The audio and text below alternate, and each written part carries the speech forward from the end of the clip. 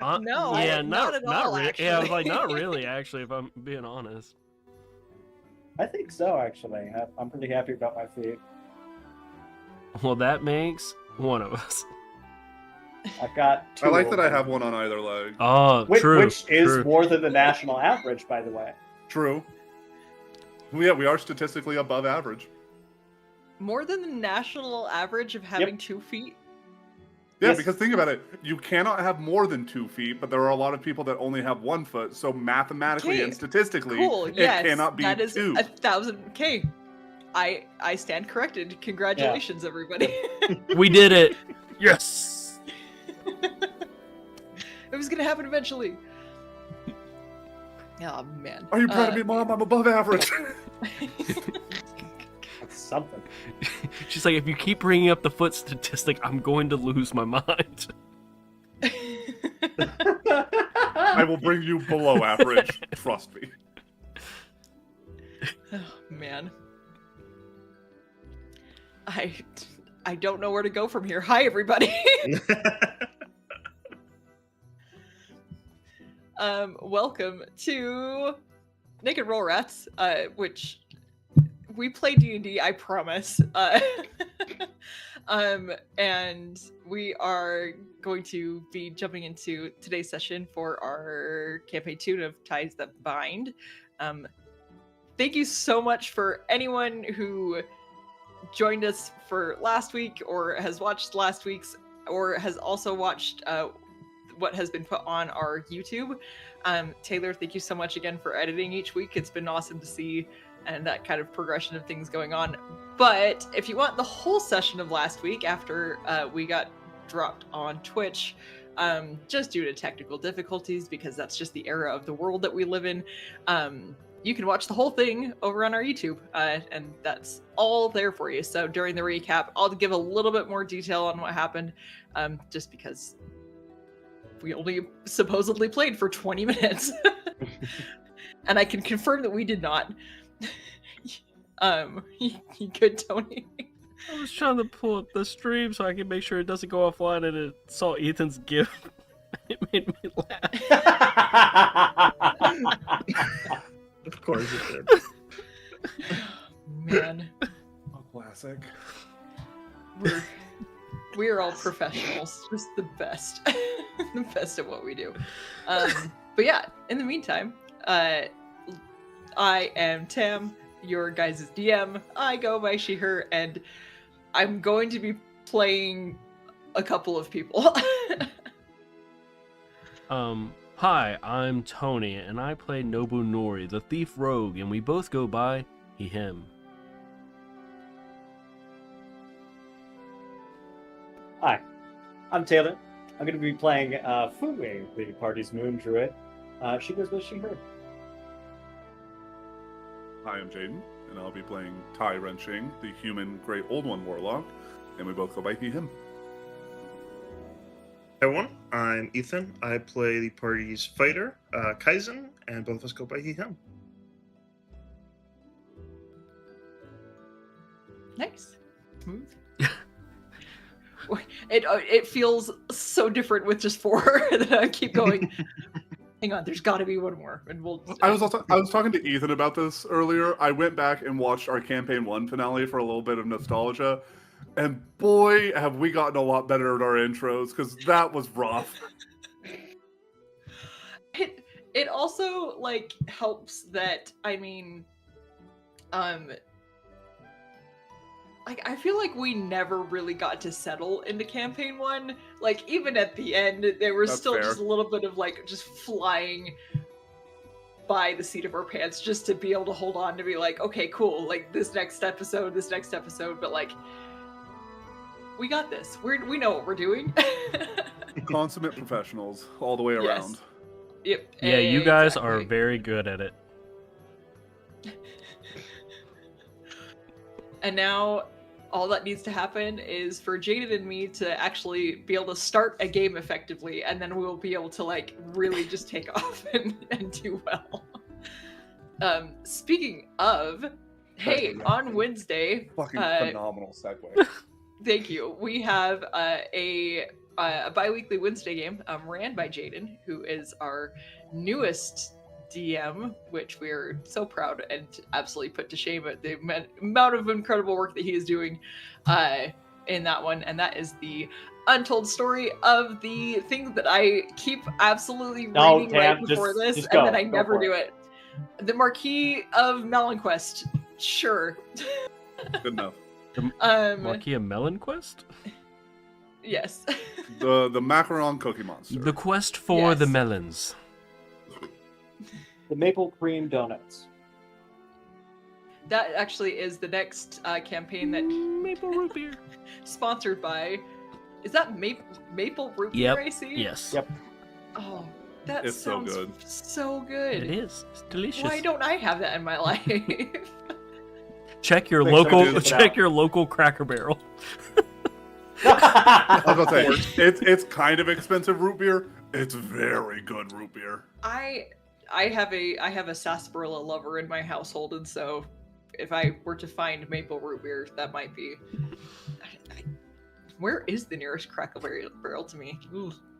We'll have to find that out. Speaking of finding Anywho. out, Yes, Speaking of on sponsors. Wednesday on gosh dang it. On Wednesday, same time of 8:30 Central, we will be here for the fun bi-weekly game that's run. So see you on Wednesday, and then of course this game plays every single week on Saturdays at 8:30 Central. And that is as much announcements as I can think of. So we will jump into recap as we head into the kind of a little bit of unexpected insanity that happened last episode. It was supposed, well, I say supposed to. You supposed it to be a very easy stop off at the tailor shop for Tadashi, where the owner of the shop, Nana, had let you all know, hey, please come in, I'll take care of you and everything, and had informed you a little bit about the break-in that had happened at her shop. Did not really give you details as to what it was about, but did let you know, hey, this was a problem. I am in the process of fixing it. To which you offered to help. And she said, thanks, but no thanks. I don't really want to get your hands more dirty than they potentially already are. And it's about at that point, and after offering a where to Kaizen, that you heard a kerfuffle in the back as Tadashi was in the back picking up an order that he had placed with Nana. And as you went to investigate, a couple of dark hooded figures wielding magic and fisticuffs were able to whisk Tadashi away and to vanish into the crowd. As Fumi and Kaizen were in pursuit, there was a bit of a message sent to you from one of the vixens of the Fox's Den, saying, hey, don't push this, like, don't worry about it. And that's so not what happened. Kaizen launches into the sky and pursues the vixen, and upon a quick kind of interview with the lot of you, at that point had met up with Nori and with Tai in the street before going to the magic shop, able to ask a little bit of information as far as like, hey, what's going on? Why are we not supposed to do that? Like, our friend was just taken. Should we not do anything about this? To which you were told, give us a week. If we can't figure out what's going on with Tadashi in a week, have at it. But we're very, very much told to stand down until then. And so after after recapping for the both of you, one section going off and having discussed in the Order of the Rats headquarters versus the group that had gone to Nana's, you are now all headed towards a magic shop. This magic shop, as I pulling up more notes, this magic shop before you, as I had previously mentioned, very gaudy, like showy shade of purple. Not too dissimilar to what is behind Tony as far as like the purpley of the Starfall. Like it is that kind of ostentatious of a purple, drawing you all in to this shop, where there is a image of a koala bear with a little hat, thumbs up and finger gunnings, and beckoning you over to Joe's magic shop. And as you approach, the doors automatically open, and you hear a welcome as you step in. What would you all like to do? So is there anything that you all are looking for?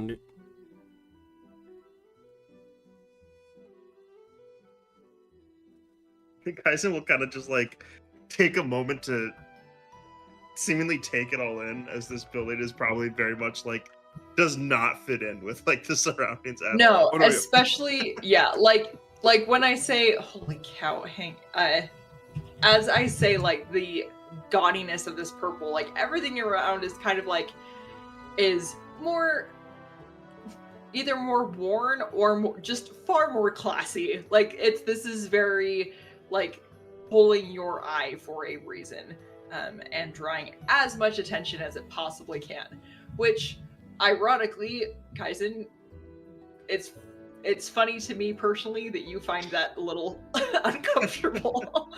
Something's outdoing me. I don't like it. yeah, it's peacocking more. It even has the right color. No, Ty is in the same boat. Ty is flabbergasted. Like, I guess the question is, do we have enough money to afford anything here? Do we also get the family discount? What's a family discount? They have those?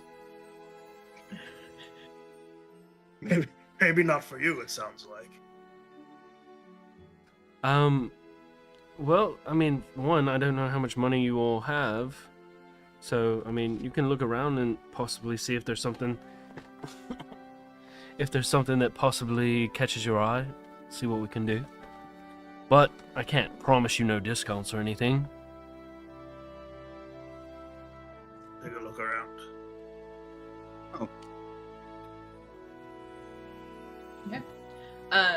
As you approach, man, my Roll20 is going so slowly. That's fine. As you guys enter this shop, it is. There are some like immediate tables right as you walk in. There are tables just kind of full of merchandise. The walls are lined with these shelves that have all sorts of merchandise.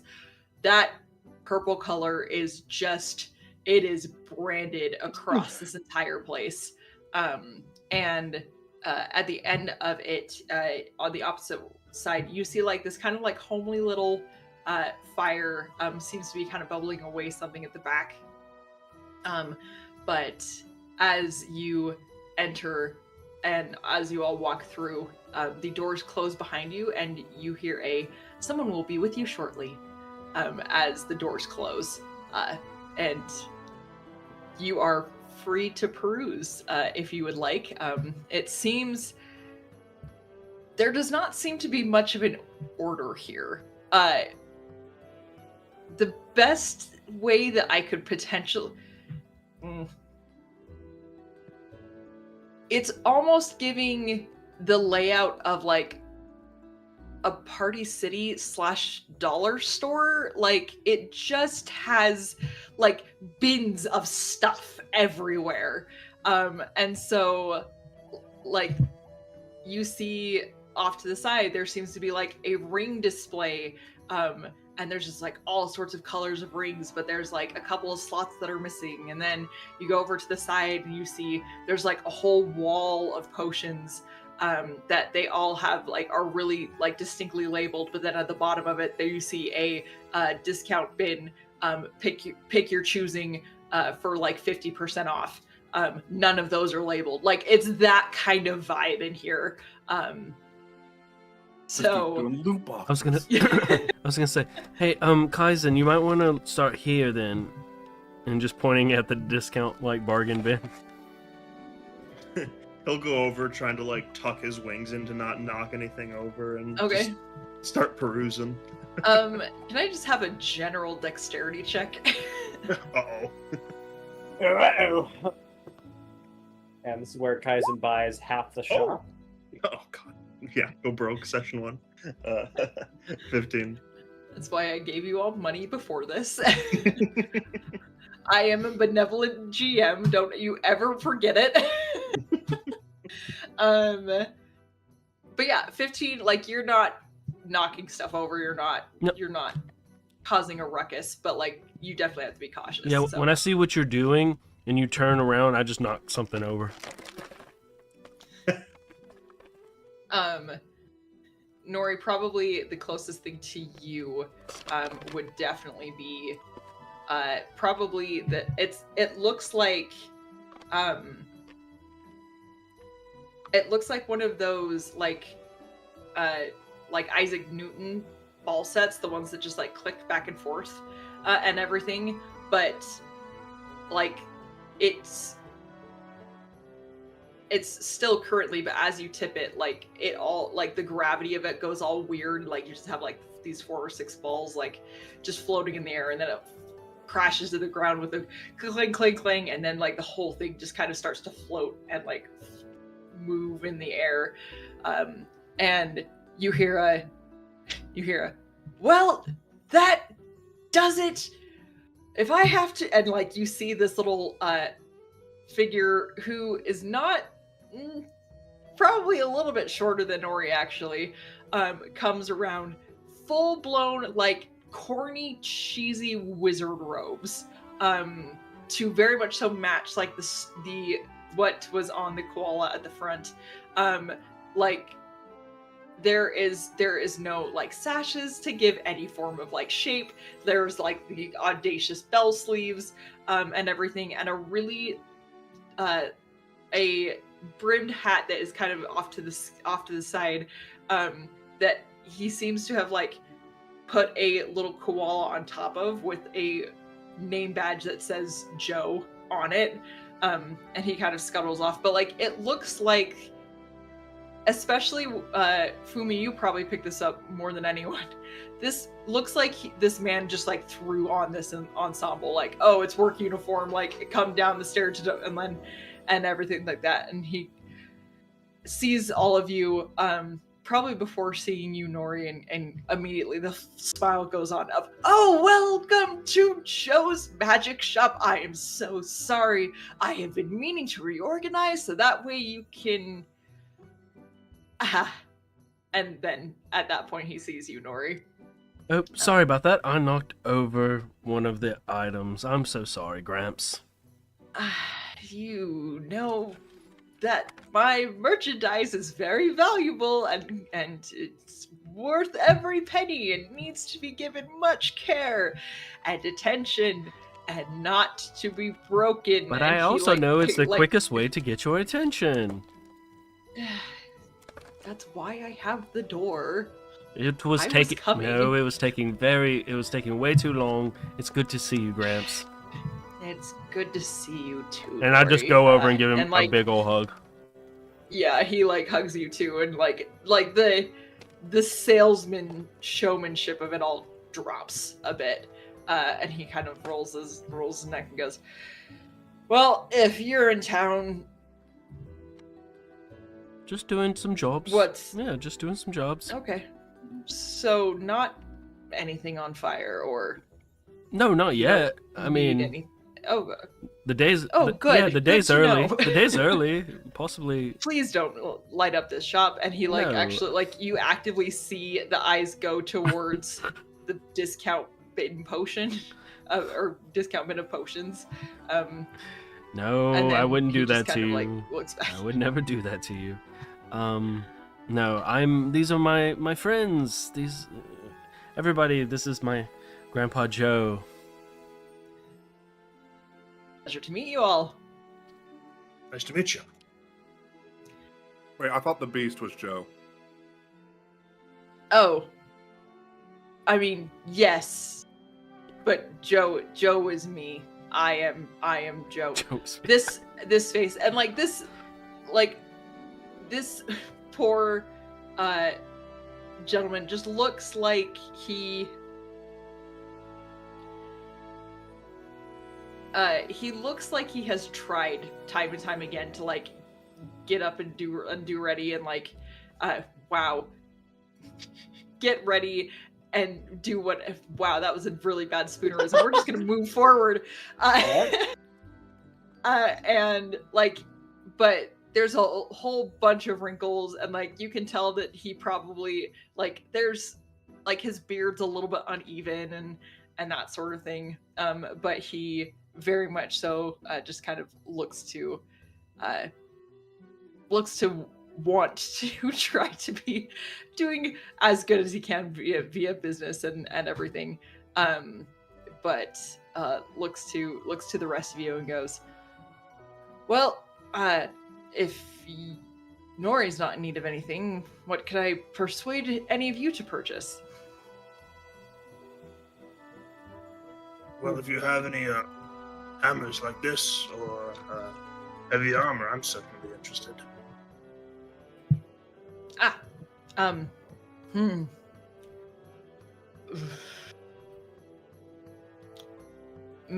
Maybe hang on. And he like scuttles over to the side and you see him bring out a little kind of box, and this box has a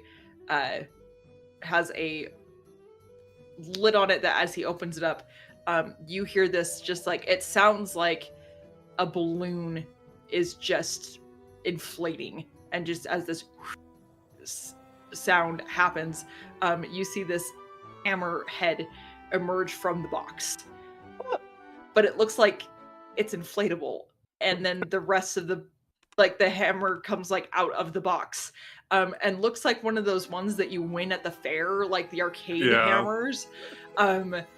And he goes, a little squeak when you hit with it. Yeah, exactly. And he goes, I mean, it's rather good, I have to say. And he hands it over, and he goes, so, this is a hammer of smashing. If you use it in order to attack anyone, if it doesn't deal damage in the traditional sense, you will take and in mechanical terms, you will take 1d4 thunder damage upon a hit. If you roll an 18, a 19, or a 20, there is a chance that the hammer will explode, to which you then deal 4d10 thunder damage.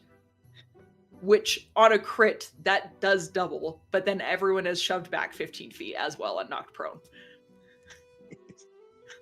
Hey man, champion fighter, you've already got a 10% chance of crit. That's true. That's true. I think I'm all right. I'm worried if I bring this around, I might be laughed out of town. Hey, I've had it for a while and they haven't kicked me out yet. How long have you been here? A while.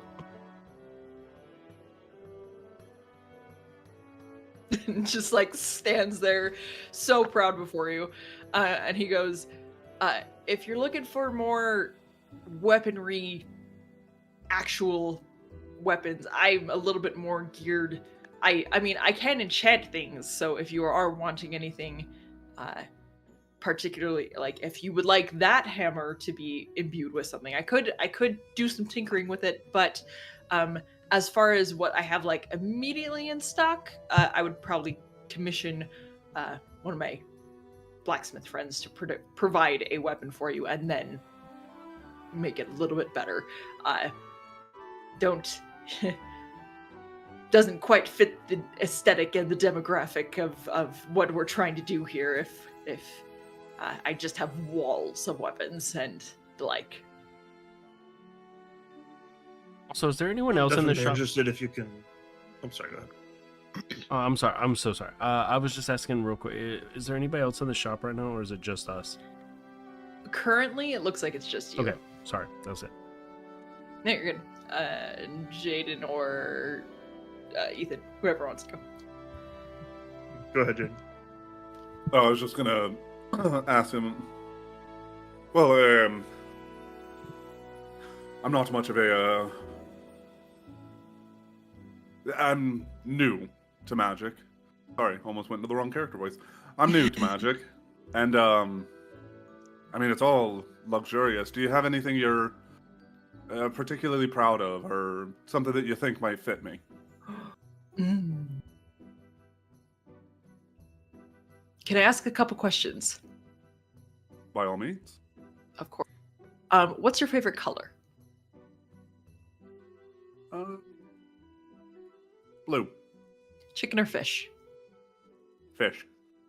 Camping or indoors? And in his head, he'll hear camping. Oh, I hate that. Nope, here we go. And then he like goes off and rushes over to a ring box. And he brings over the ring box that you had seen displayed previously. And he goes, okay. Sorry, I just wanted you to know what I'm about.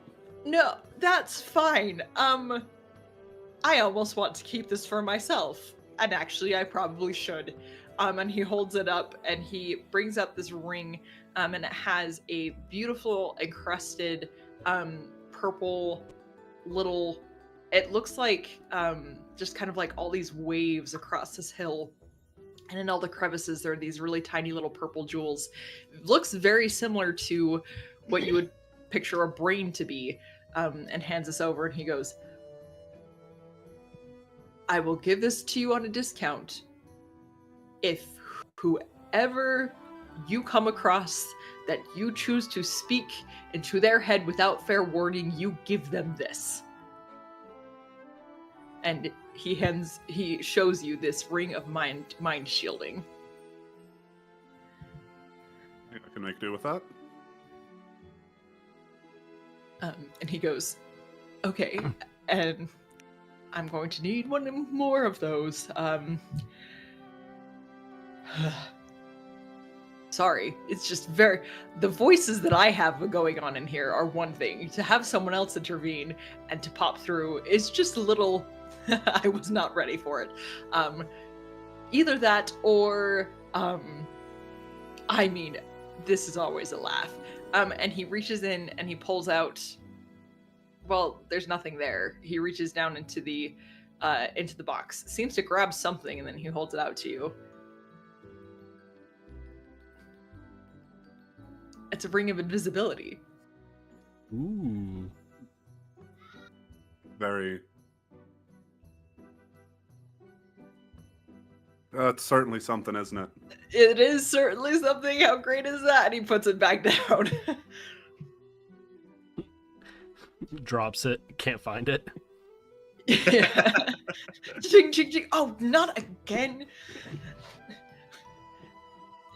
You see him pull out a set of they almost look like opera glasses, like these little tiny binoculars.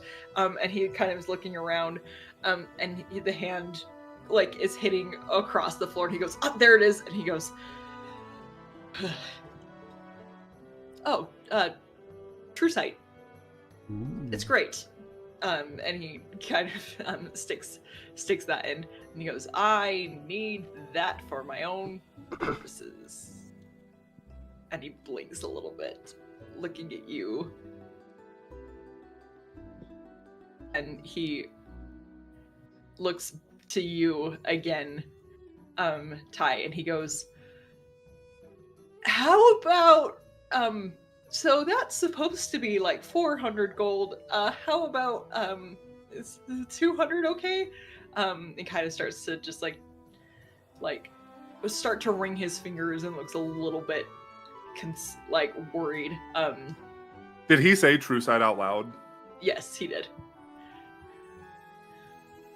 Ty fully disengages from the conversation and walks to the other side of the building. Okay. Doesn't answer him.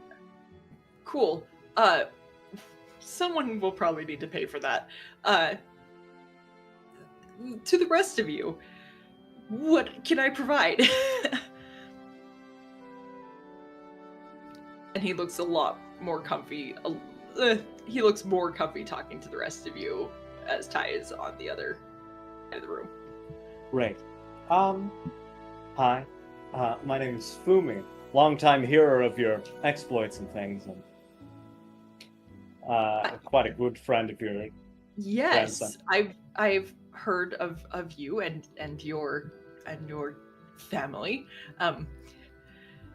Nori has, I mean, I can't say if he's going to be a family man or not. He's always joked about such things. I mean, has always said he wanted 3 kids or something like that, but doesn't seem like that's in the works at all. But I think if he finds the right tall woman, then surely. Anyway. he's one of them, is he? Let's not talk about it, please. Fine. Let me show you my wares, and like scuttles you off to the side. And takes you over towards Oh, Joe, you're gloriously as awkward as I hoped you to be. Joe brings you over to what looks like a beautiful area of like fabrics, and there seems to be like a section of like kerchiefs and a section of scarves and like a section of shawls and like what could be like built into or like really like basic vests and things like that. And he looks to you and goes, "Now, if I recall, and this is only through hearsay, so you can correct me if I'm wrong. Nori has mentioned before that you have a fantastic talent, or the opportunity of talent, I should say, of examining the world around you. That sometimes that tends to be a little difficult. Is that correct?"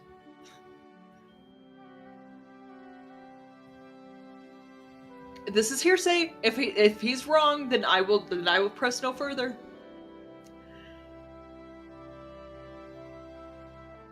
Sure, we'll call it that. Then maybe do you trust me to recommend something for you? I was so delighted by what you've given another one of my friends. Please. Of course. We'll start with this. And he brings out this fabric, and it's purple, and it has what looks like a paisley design on it, but as you look at the paisley, it looks like peacock feathers. And as he holds it up to you and he goes, "May I?" And he asks you to kind of lean forward, and he puts this blindfold on you, and so like it's rather thin, but to the rest of you, you can see that as this blindfold gets put onto Fumi, all of where the peacock like centers are, they open, and there's eyes all throughout the fabric. And Fumi, it feels like you can see the leaves on trees, and you can see the writing on the end of the at the end of the shop. Like, it is as if the world has just come into focus. And he goes, this is a blindfold of seeing. If you just wear it on the regular, you can see. You can. It's rather fantastic. You would have advantage to anything that you are going to be pursuing as far as sight. However, if you would like to take the time to get to know this item and attune to it, this will match with your match with you, and others will not be able to see it. It will become your eyes, in a sense. Odd. How odd. Blindfold of seeing.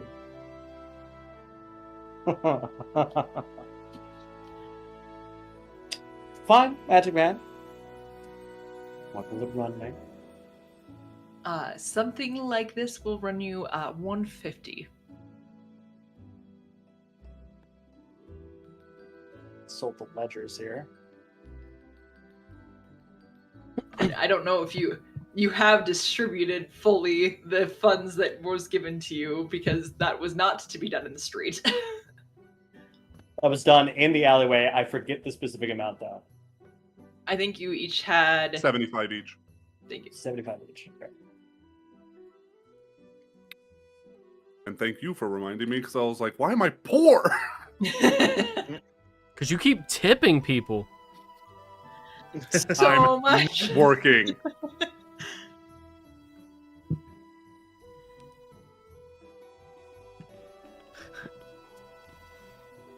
All right. 125. The eyes narrow a little bit, and he goes, you know, I don't usually offer this. Because you know Nori, 145.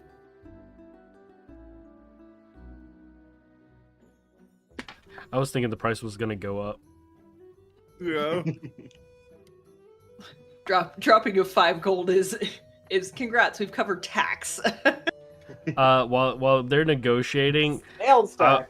I want to come around the corner and hold up some gold coins in my hand and just look at him and just shake head at him, trying to tell him to take the deal. Oh, for Joe. Yeah. He as he kind of sits in that, and he goes,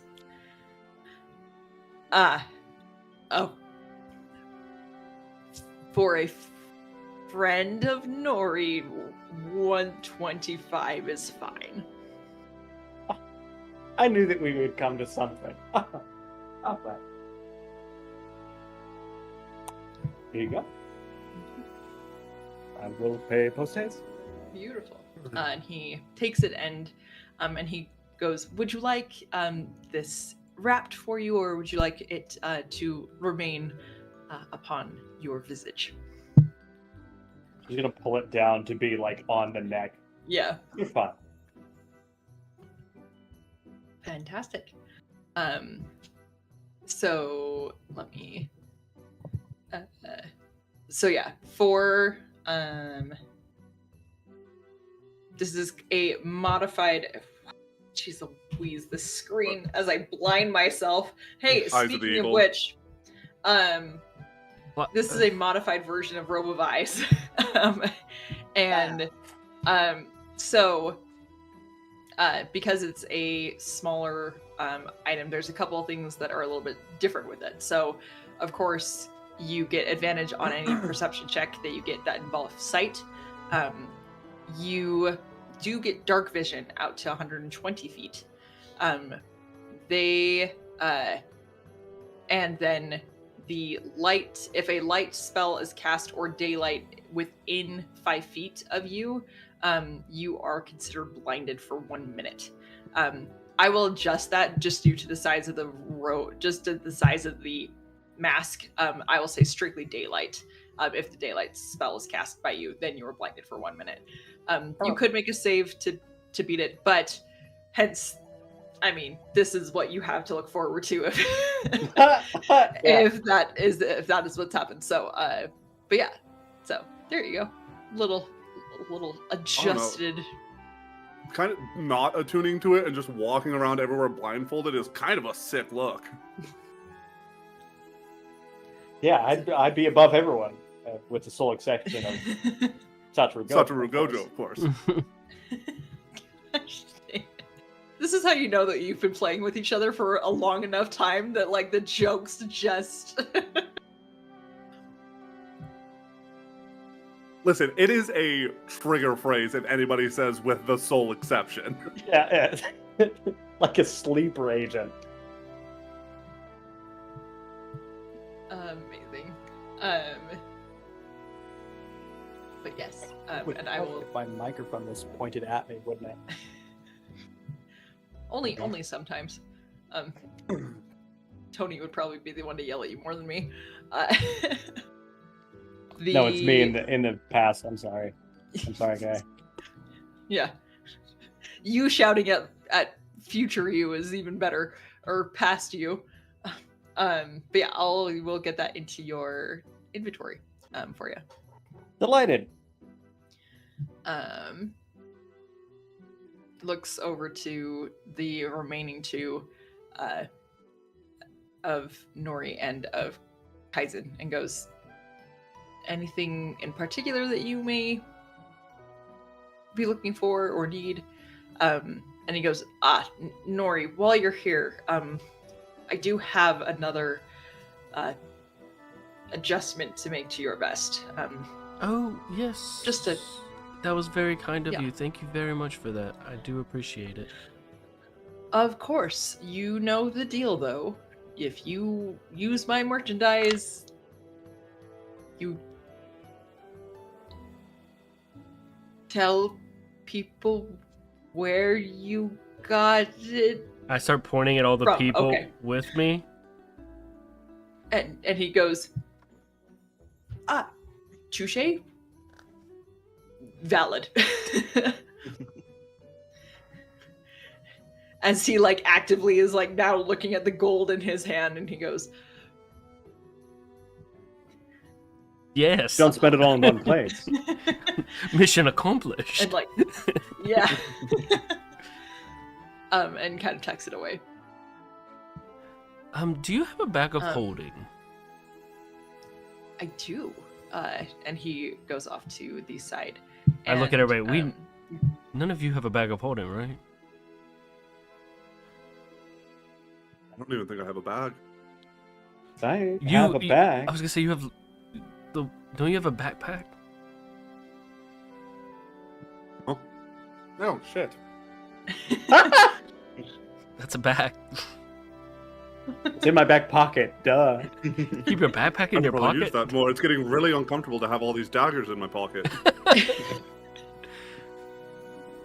When we go to break, I have a really funny story to explain just that of daggers and legs and things like that. But anywho, I was wondering I why digress. you just. Most people have like a bandolier for their daggers. I was wondering why you just kept fishing them out just of your pocket. They're nice pants. They're deep pockets. It felt bad not to be using them. Cargo pants of holding is amazing. Hey, somebody write that up. What do you think I'm doing over here? He comes around the corner holding a pair of cargo pants. Handy haversack, and it's just full of knives. Yeah. I was thinking about that for the Every vest time- or whatever to put some like handy haversack like pockets into it. Yeah.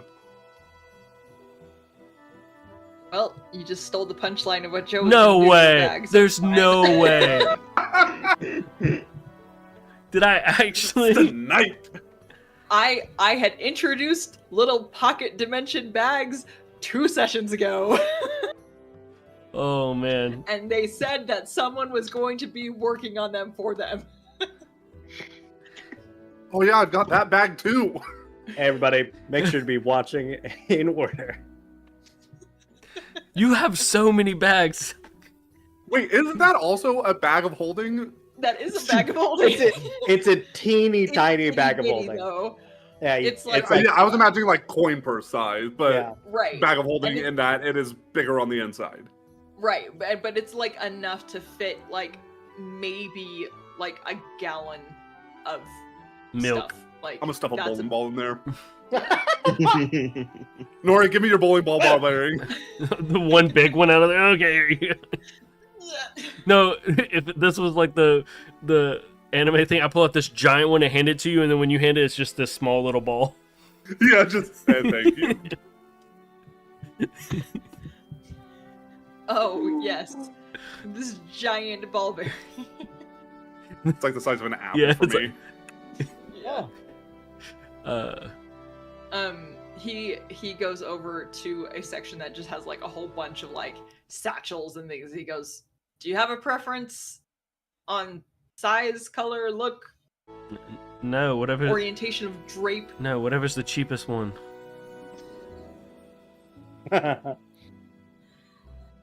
Okay, and he reaches forward and he goes, "It's this one," and he like it. This poor bag. The burlap sack. It's So sorry, bag. My bad. it's like a step above that. It is if like someone took a burlap sack and then lined it with like bandanas. Like this is like almost like the classic like hobo stick bag. Like that is like it's that sort of like coloration and setup and he goes, but it's got a drawstring and like it like shows you how it tightens and everything. Okay, so I think that's what Kaizen, you were gonna get that for us, right? I want some armor. You want some armor? Plus, I carry all my things. Oh, never mind. I forgot Kaizen can just carry our things for us. My bad. I charge a fee. Don't we all? You see, Nori, this is how he's been getting his big bucks. He's been charging me the whole time. This whole time, and you've been paying it? That's ridiculous. It's a subscription base. I don't. You should not have signed that 6-month deal. It's a lump sum. You get close to the subscription ending, and Kaizen just stands over you in the middle of the night, just whispering Middle in of your the ear, "Be sure to pay your gold, or else I'll leave forever." Just hand her around. Thrown in the river. Just hand her around the throat. Resubscribe. Give me your gold. The real dragon side of you comes out. Yeah. My whole No. Fumi goes to talk to Kaizen the next day, and Kaizen just like completely disregards until gold is in the hand of, "Oh, hello, good morning to you as well." Yeah, yep. Yes. Well, He says, because this one's been sitting on the shelf for so long and no one apparently wants a bag that may or may not have been used before, 50. Sure. okay. And I will give him. Mayor. I will give him 70 gold. He blinks and just kind of looks at you and goes, "I'm doing okay. Doesn't I promise." I promised you I would cover it. There you go. Thank you. You're the best. I appreciate it. Your friend still owes me 170 for that ring, or I need to get it back. Oh, I think he ran out the building. I'm No, just he kidding. didn't take the I'm ring. just- Okay. He left it there? Okay. Put the ring of Like, he was still invisibility on holding and it. took He off did the running. thing with the Right, glasses, he- and Kai turned heel and walked away. Right. He still like thinks that He's you are considering purchasing it sold. Yeah. It's in your cart, okay? hey, you abandoned it. Do you want to come back, please? Hey, friend, you expressed interest. You looked this up one time. You're gonna keep I seeing will ads. say... Hold on, sorry. Brief pause. I'm reading. Reading the card You're gonna- explains the card. I swear to God. Can there be a magic item for that? I'm so excited. There it is now. Oh, dude. Identify card set. They're blank fucking cards. You tap them against something, and it tells you what it does. What if it Reading the card Yeah. explains What if it was like a once a day heroic inspiration, heart of the card? Whenever you really want something to Yeah. go well, you play the heart of the card. They used to have that. Sorry, I'll talk about it during break. After reading the spell, I have decided otherwise, so continue. Continue. He goes, your friend still owes me. And then he does some math and he goes, actually, let's see, 50, 70, 180. 180. 13, 11, 12.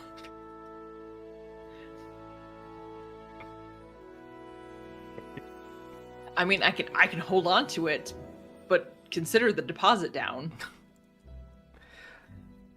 I don't know what he's buying. I don't know. Also, I do have questions for you. I didn't just come here to get them to buy stuff.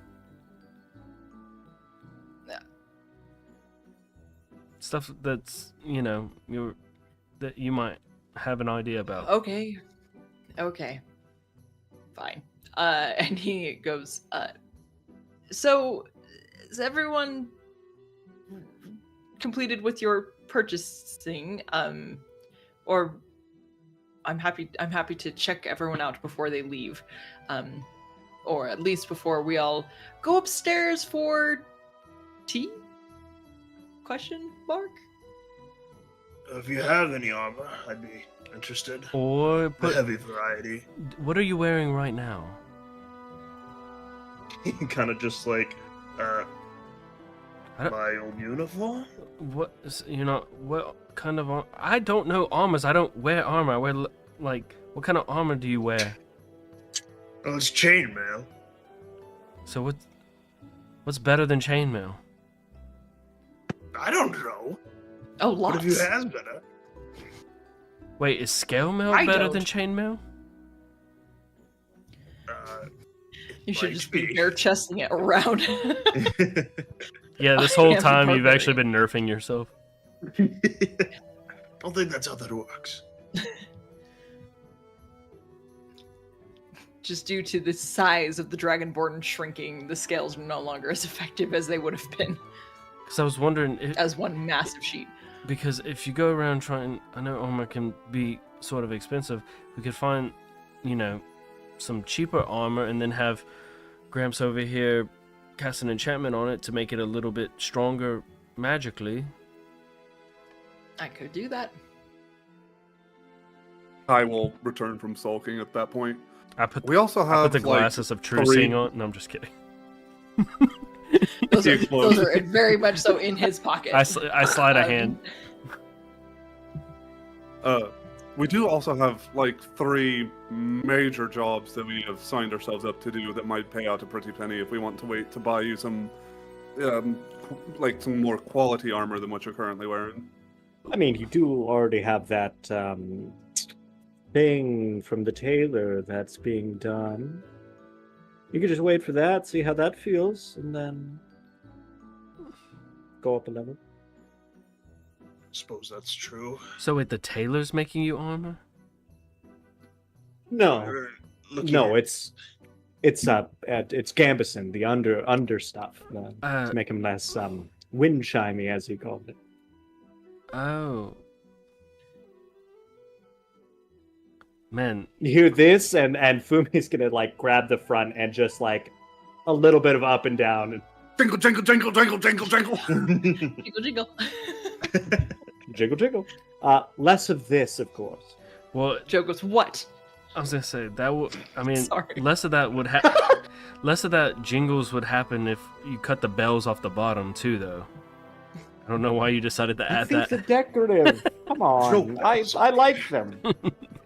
It gives him character. I think I have plenty of that. Does anyone here have trouble seeing at night? Not anymore. Okay. My eyes are old, but not that old. So we're all good. Okay. I'm trying to think of things that could help us.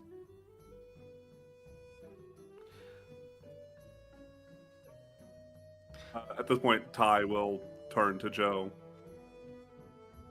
Yes, I am interested in the ring.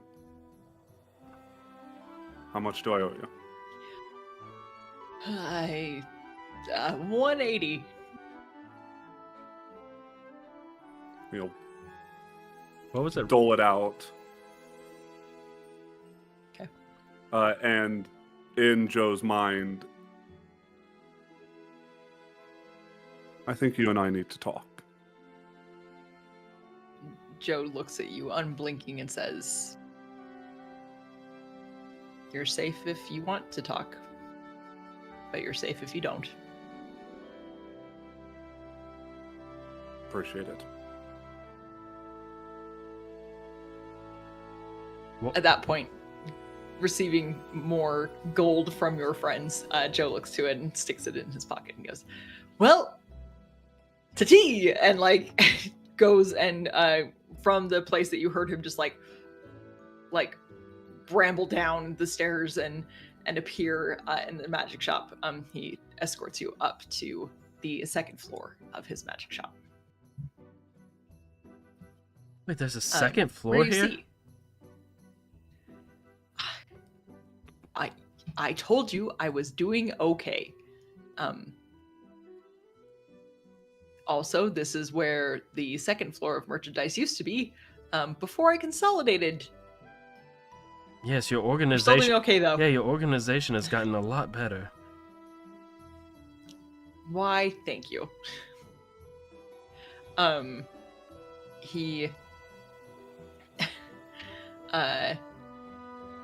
as he brings you all up into this room, it's simple. There's a bed, there's a couch to face the fireplace, very similar in size to the fireplace that was down below.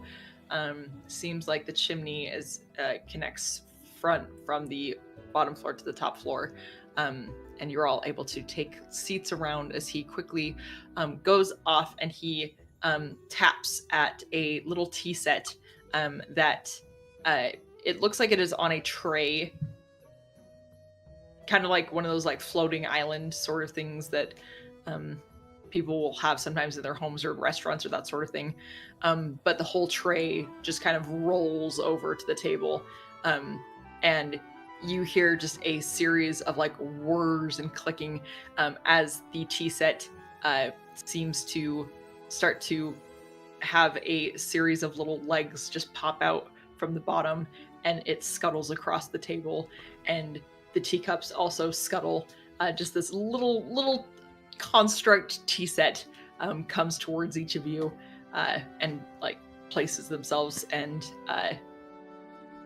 you hear Joe as he's like taking off the hat and like starting to like take off the robe and being like, "Well, just tell it what you want, it will pour it accordingly." And as he's getting just a little bit more ready for simple conversation for you. And how would you like your tea? Very milky. The milk jug pours like 3/4 of a thing of milk, and then tea is poured on top of that. And then I just take a drink. Yeah. Ooh, tea, gross. The teacup just jumps off the table.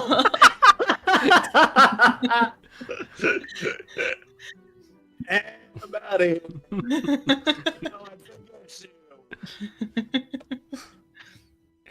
Kaisen will kind of like lean in close and like very much like old man speaking into like a Siri or whatever, just go, lavender.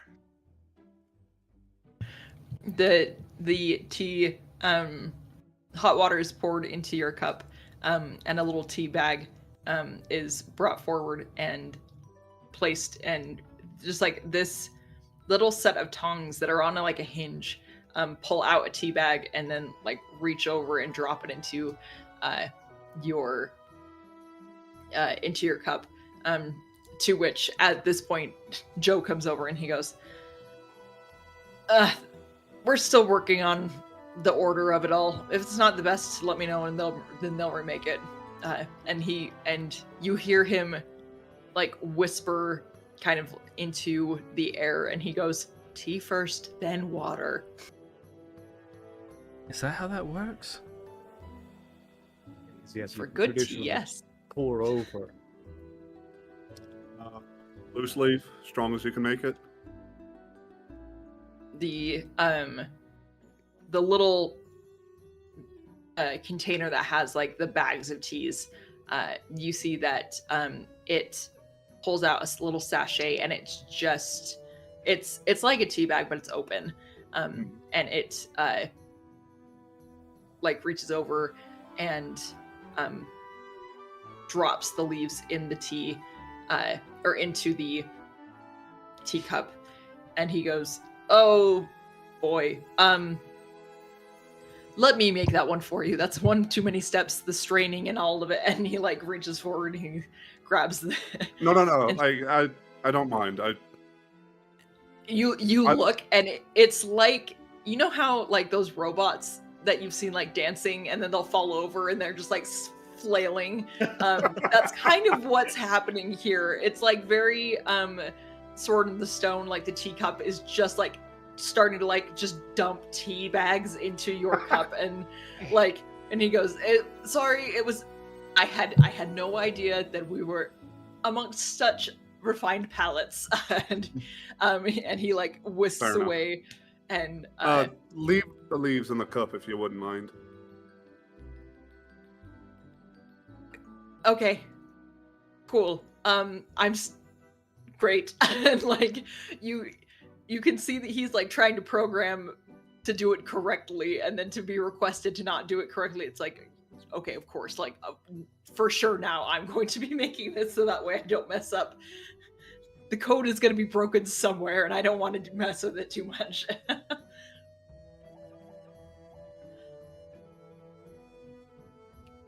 And for you, I don't know, man. Give me something gnomish and Coffee. honey. That's it. honey, beautiful. He goes over and he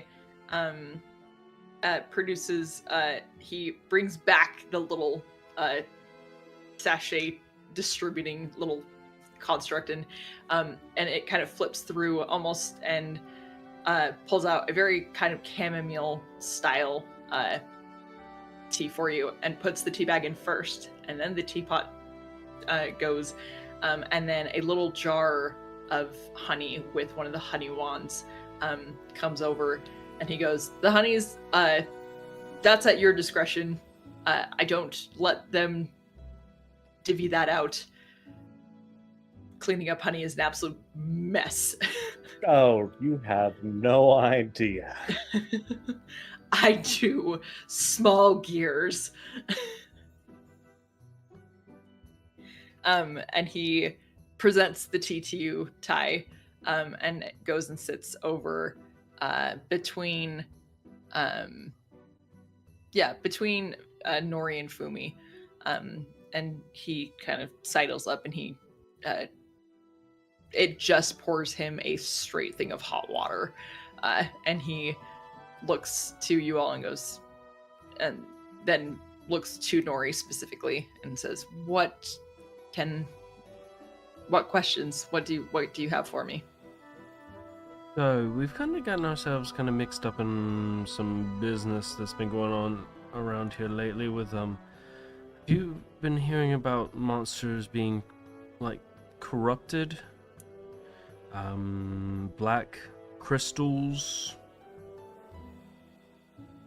Not as of yet. I mean, I know that the monster boards have been more popular as of late. I know that people are getting more coin for the work that they're doing, but I just figured it was because of the sheer demand of the number out there. I mean, it seems like the world is trying to purge itself of whatever,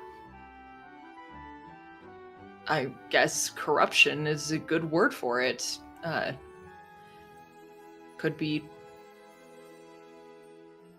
placed, and it's trying to cut us out of it in a way. And so Unfortunately, it seems like those. it's doing more than that. It seems whatever it corrupts becomes more dangerous, but it also seemingly is also killing whatever it's dealing with. But if you don't mind, and I will see about showing him the other crystal. Okay. As you pull out the other crystal, his eyes just get huge. And he Don't kind of- don't get too close to it. It has an affinity for living flesh. thank And you. once again, I will hold my hand and watch it. Yeah, kind of it does lean the- into the yeah, hand and Yeah, it does that like fushigi magnetic it thing. around a little bit Yeah. to prove a point. And he goes, "Ah, dang it. That would have been so good. Fine." And like you see him cast Mage Hand to like look at it and examine it. And you see him like do like a little bit of like the Fushigi action like with the Mage Hand, and he's like, that's too complicated. There's no way. Maybe with a stone or a mirror. Yeah, mirror could work. And kind of takes the second to look at it and really kind of get to know it. And he goes, "This is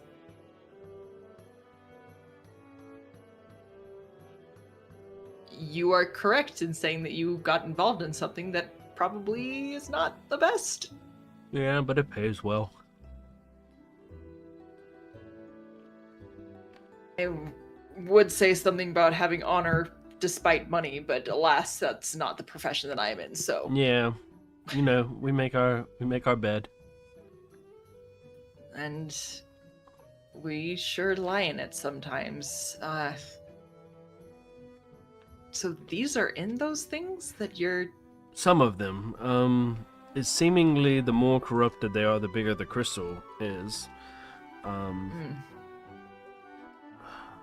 But yes, right now seemingly they're showing up more and more. But the problem I'm having with this that was brought to my attention is the orders seem to be safeguarding this information for different reasons. Some say for good or for bad, but the problem that I'm having with this is, one, you have unsuspecting people that don't know that this is going on, and you have orders that are trying to get as much of this stuff as possible so they can learn what it's about. That's what they're saying, but I'm worried that some people are going to start turning these into weapons, and all it takes is one random sect of an order deciding that, this could be their chance at making it big and doing something very stupid.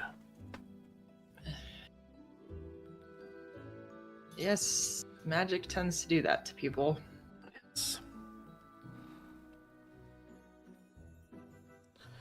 Well, I'll tell you this, at least on a public level, this is not being spoken of. So they're clearly doing a decent job at keeping it under wraps. However, may I try something? Sure, you know more about magic than I do. He picks up the stone with his mage hand, and he hovers it over the little jug of tea, and he kind of taps it at the top, and nothing happens. And he kind of taps it again, And then he goes, I wonder. And he brings down the stone and he holds it on top of it and just makes like full contact, and it stays there. And you see this little jug of tea and this little teapot kind of rattle. And there's just like the tiniest pulse that comes from the stone. It's very, very small. Just this itty bitty little flicker of light. And the jug stays there. And he goes, Oolong, please. As he brings the stone back to him. And the jug stays. Lavender. And all the other little contraptions come over to do their job. But the little jug of the teapot in the center of the table stays.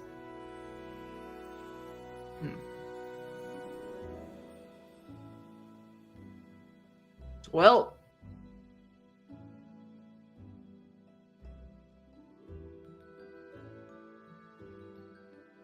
I wouldn't suppose that you would let me tinker with this, would you? That's we kind of gathered that together, so that can't be my decision to make. And he looks to the rest of you, goes, well, your eyes, and he like specifically looks over to Fumi to like kind of make a joke, but then realizes that you're not wearing the bandana, and he goes, your eyes are as good as mine, and you can clearly see that these do something to magic. Negate it? Absorb it? I'm not quite sure. These things aren't living, so that's why I tested. I also am just curious at this point, if we're just throwing things to the wind. I'm going to cast a spell. I'm going to cast Detect Poison and Disease. Okay. Which is any source of poison, a venomous creature, or magical contagion within 30 feet of itself. You sense what kind of poison, creature, or contagion it is. In that case, it's blocked by stone, dirt, wood, whatever.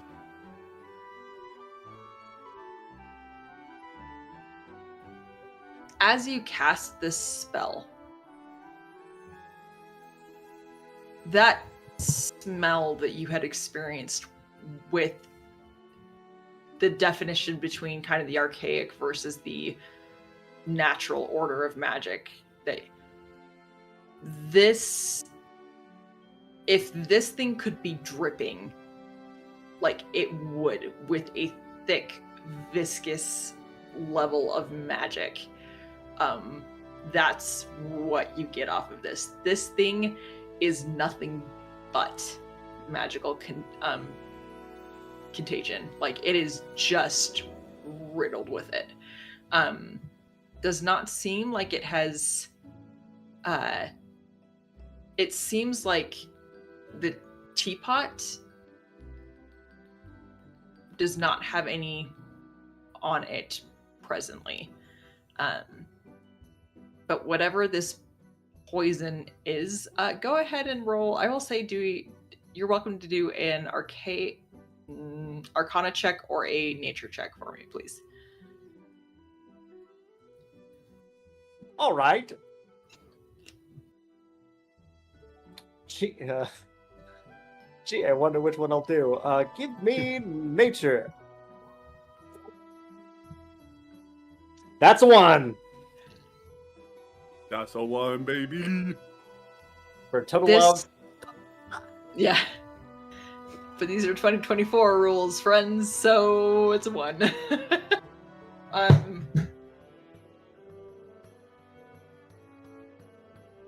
This feels and looks like nothing you have ever experienced in a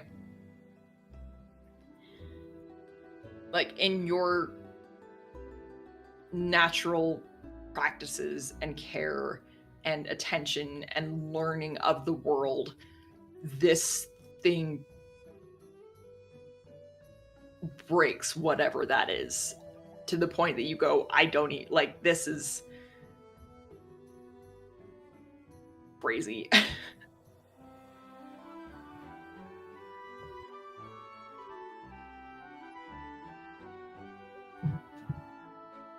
I don't know. Shit's magic. Yeah. Yeah, it's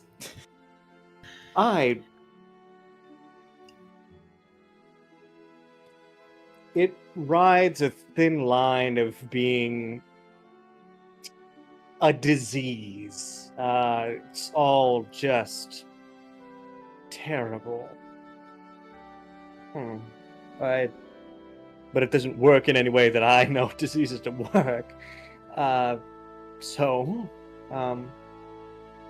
I feel extremely uncomfortable with us carrying it, with it being a thing. For my personal sake, I'd love it to be destroyed at the soonest convenience, but I understand that research must be conducted first. and research will be done with it. Indeed. I'm happy to see what I can figure out with this. Yeah, I think the main reason we were holding on to it was because we weren't sure who had the information, and if all of the orders are already aware of it, I don't see any reason to keep holding on to it.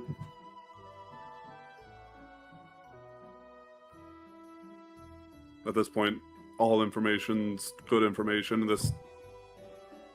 I agree with Nori. It being kept from the public is scary, and so the more we know about it, I think is the best.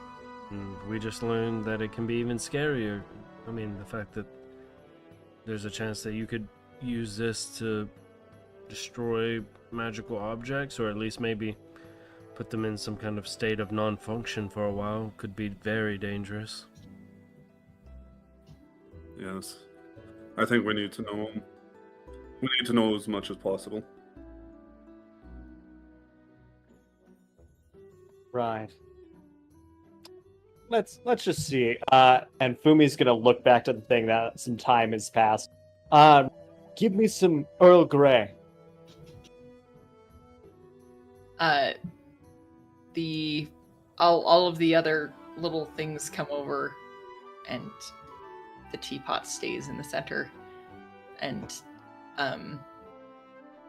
Joe reaches forward and he like grabs the tea, grabs the hot water, and as the bag is placed in your teacup, he then distributes it over the top, and he goes, it's a rather simple enchantment, nothing too crazy or complicated, so we'll probably need to re-up that if this stone has taken whatever life or magic was within. Yeah, let's... Can't believe you killed Mr. T. Pity the fool.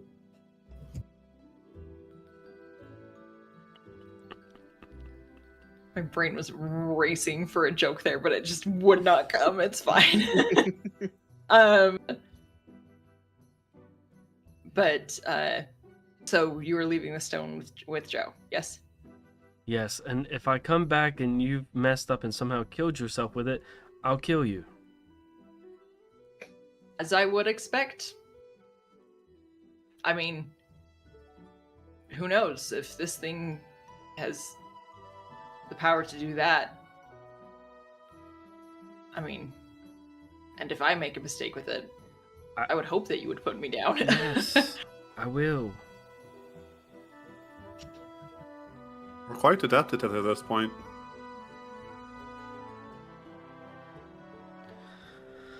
Okay, well...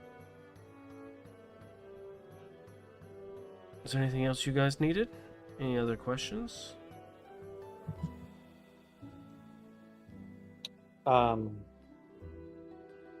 No, I mean, how well do you know other shop owners around here? We're gonna be trying a security system for one of them. Ah. Well, which style of shop, if I may ask? I know that Delta has been wanting someone to come and. I know that he had me help put in a couple of little things. So if you're being commissioned to work Locksmith? for him, yep, Oh, indeed. fuck. Well, and he kind of just like chuckles a bit and he goes, "Then I will say no more, but have a good time." I'm Well- rather proud of it.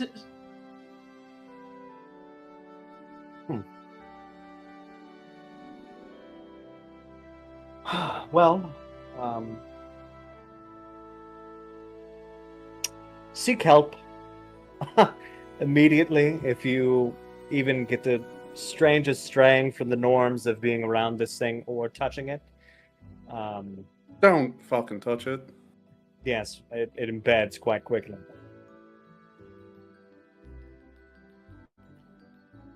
There is like a level of excitement and disappointment that is in Joe's eyes. It's just as far as like you can tell that this is a man who would love just to experiment the ever-loving daylights out of this thing, but he's going to heed your warning because he's a good person. And then I just go, don't listen to him. Do what your heart desires. Do it. Do And it. and then he goes, "Well, I'm grateful for the confidence. Speaking of," and he actually goes over and he says, "Can I have your vest for just a moment?" Here you go. Here you go. And he takes it, and rather quickly, he puts in a patch, and oh, sorry, one second.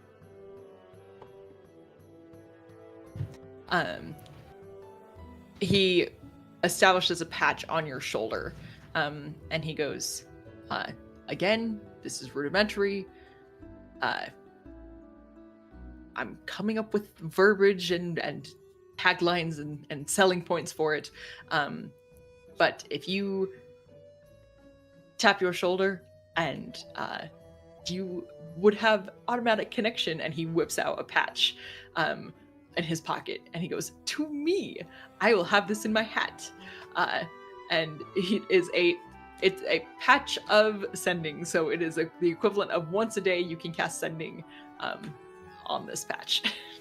Oh, great. Between. And you can Yeah. now let me know if you find anything interesting. Yes, or if I do something stupid, I can at least call somebody. Great. We should call it, like, I don't know, like Life Alert or something. I mean, I'm already so close to the ground. Is that really necessary? I'm going to do everything I can to make sure you don't go in there anytime soon.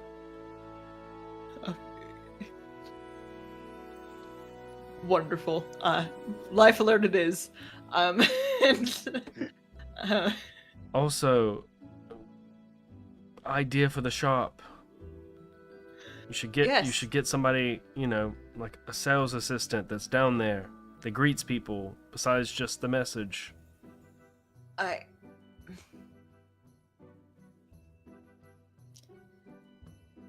Does it have to be people? Yes. You know, get you a beautiful person, somebody that'll bring people in that'll just want to impress the person that works down there. A bunch of idiots will come in, they'll spend a bunch of money trying to impress them, and it's a win for you. Okay. Right, you know, much like the magician's trick, they always keep clever and pretty assistants just to distract the eye from, you know, the price tag in this instance. Yes. You see the gears just whirring, and he goes, "I think I have something that may be the best of both worlds." That scares me for some reason. Very scary. Good. It should. Okay. It's going to be fantastic. Oh no. I pity the fool. As you should. It's not me, is it? No, it's all the What? I don't know, customers. I don't know. Yeah. Very Um, convincing. And he smiles to you all and goes, "Well, if there is ever a point where you need something a little bit more specific or want something enchanted, please let me know. I'm more than happy to." And he like kind of stands up and goes and starts to reach towards his hat, and he goes, "I guess I should get back down there. I mean, since it's so busy and everything." And it's at that point that you hear, "Welcome. Someone will be with you in a moment." And he goes, "Gosh, Hey, real quickly, is there Joe, has there been a gang of people trying to extort people or anything? Shops? oh, not that I'm aware of." Okay, that's all. All I needed to know. And he kind of looks to you all and goes, "Well, stay as long as you need, but don't stay forever. Have a good one." And like goes and very readily, quickly puts on the robe and the hat and everything, and you hear him tromp downstairs again. Oh, that, Which is yeah. Go as ahead, he's sorry. as he's leaving, again in his head, because he's the last person I connected with, I'm just gonna go, "Is it safe for me to talk up here?" Gosh dang it, dung, dung, dung, dung, is what you hear. And then Did you just kill my you grandfather? hear, Dum, dum, dum. and then you hear, "No," and then a stand, and then that's all that you hear. No. My bad. Sorry, the no is specifically into the mind of Ty. Everyone else Yeah. just heard tung tung tung tung. I go run to go check on my grandfather, and it just well, Beautiful. He's fine. He got startled.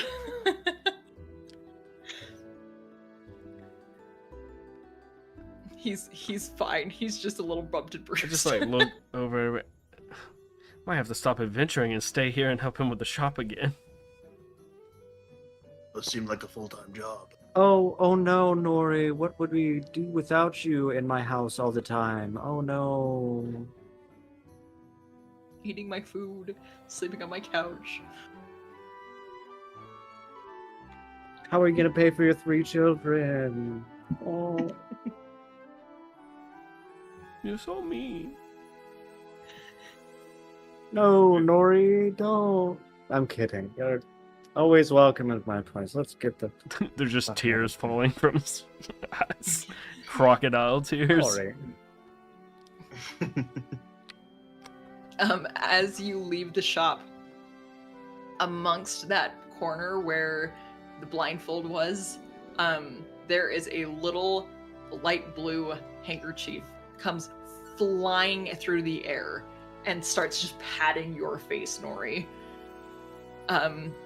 And your grandpa seems to be speaking with a customer, a lovely little gnomish woman, who he looks to and goes, "Oh, yeah, you're welcome to take that. It's a little bit problematic for some customers. Enjoy." And this is a handkerchief of condolences, and what it does is anytime that anyone is crying in the vicinity, it absorbs and it pats away the tears as quickly as possible.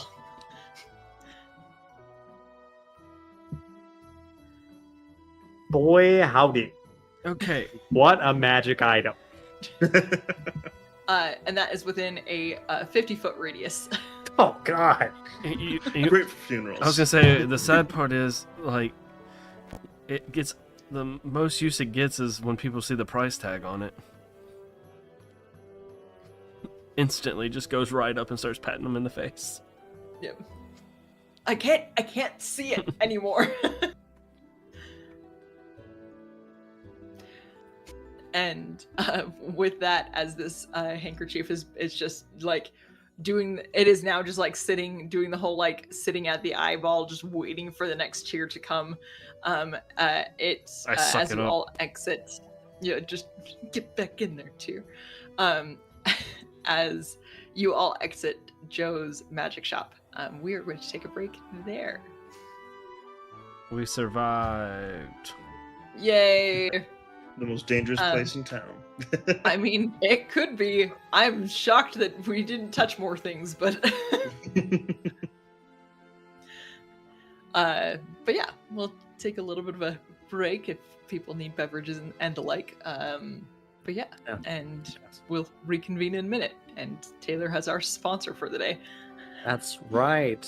Our sponsor for the day. This kind of coincides with what I was going to talk about off rip. Hi, my name's Taylor. I don't know if you know me. You should. Today's sponsor is the what is this? It You won't have tell two me. jobs, Taylor. It's a background for D&D that its feature is never tell the odds. It is a gambler background. Its feature is never tell the odds, and it reads that the odds and the probability are your bread and butter. During downtime, activities that involve games of chance or figuring odds on the best plan, you can get a solid sense of which choices the best one and which opportunities seem too good to be true at the DM's discretion. So much like the what were we talking about? Tony said it. Playing a high card or something like that. They had that. It exists in the world. Are we I was gonna. sponsored by gambling? God, about Hey, about kids. time. Today's sponsor is gambling. Sponsored by steak. Brought to you by cigarettes, everybody. Brought to you by the hot people. That is up to you to choose who those are. Each their own. Yeah. Great. We're gonna wrap around here. Tam, tell us about the daggers in the pockets. Oh, yes. So, for those of you that have been around for a minute, you have maybe participated in a game with a certain player of ours called Larry. And I was her DM in person for a long time, and she played a Warforged Echo Knight for a minute. And the problem with having a Warforged is they don't need to take as long as the rest as everybody else. And so I had 2 hours each day that I had to figure out what to do with Larry. Because I could not leave her alone for 2 additional hours she is the kind of player that if she wanted to set the world on fire, she very much so could. And so I had to figure out a way for her to contain this energy. And so I gave her a pet turtle, and this turtle had to be walked every single day, this little box turtle. And so we got it a leash. Its name was Tortvos, and it lived in her chest. But before we were able to put Tortvos in her chest, she had to take all the weapons out of her chest, because that's where she stored everything. And so then we then canonically put all of her knives and her weapons into her thighs, because we said that they also could open and that sort of thing. But that's what gave her disadvantage for having heavy armor as a Warforged, is because the clanging of the knives in her thighs as we were walking around was the reason why. They weren't form fit. They were just in like a cab. Right, Yeah. yeah. Because all the holdings were in her chest, and so but it was super Gotcha. fun. Like every time she opened the chest, Tortvos was in like one of those like little cartoony poses of like taking a shower or like being on a piano or like mixing up a drink or like that sort of thing. And so, but like that's where all the stuff that like held the knives were, and they never. And it was really funny because the party had an artificer in it, but like the artificer never had the time to put holdings in Gemma's leg in order to hold the knives and and like do the hooks for the walls or that sort of thing. And so the bouncing knives and a robot leg was why she got disadvantaged all the time. It was fantastic. Delightful. I am so sorry to Ethan, in fact, with no spoilers here, that I have taken my favorite invocation tied to Packet of the Tome. Aspect of the Moon. You don't require sleep. Oh boy. We'll make sure you have a long list of things they're going to be doing in the middle of the night. Oh, for sure. I really thought about taking it on Ty. But there was just so many other tasty things I needed. I'm after my scrolls. My scroll. I'm after my scrolls. Thanks for trying to participate, Taylor.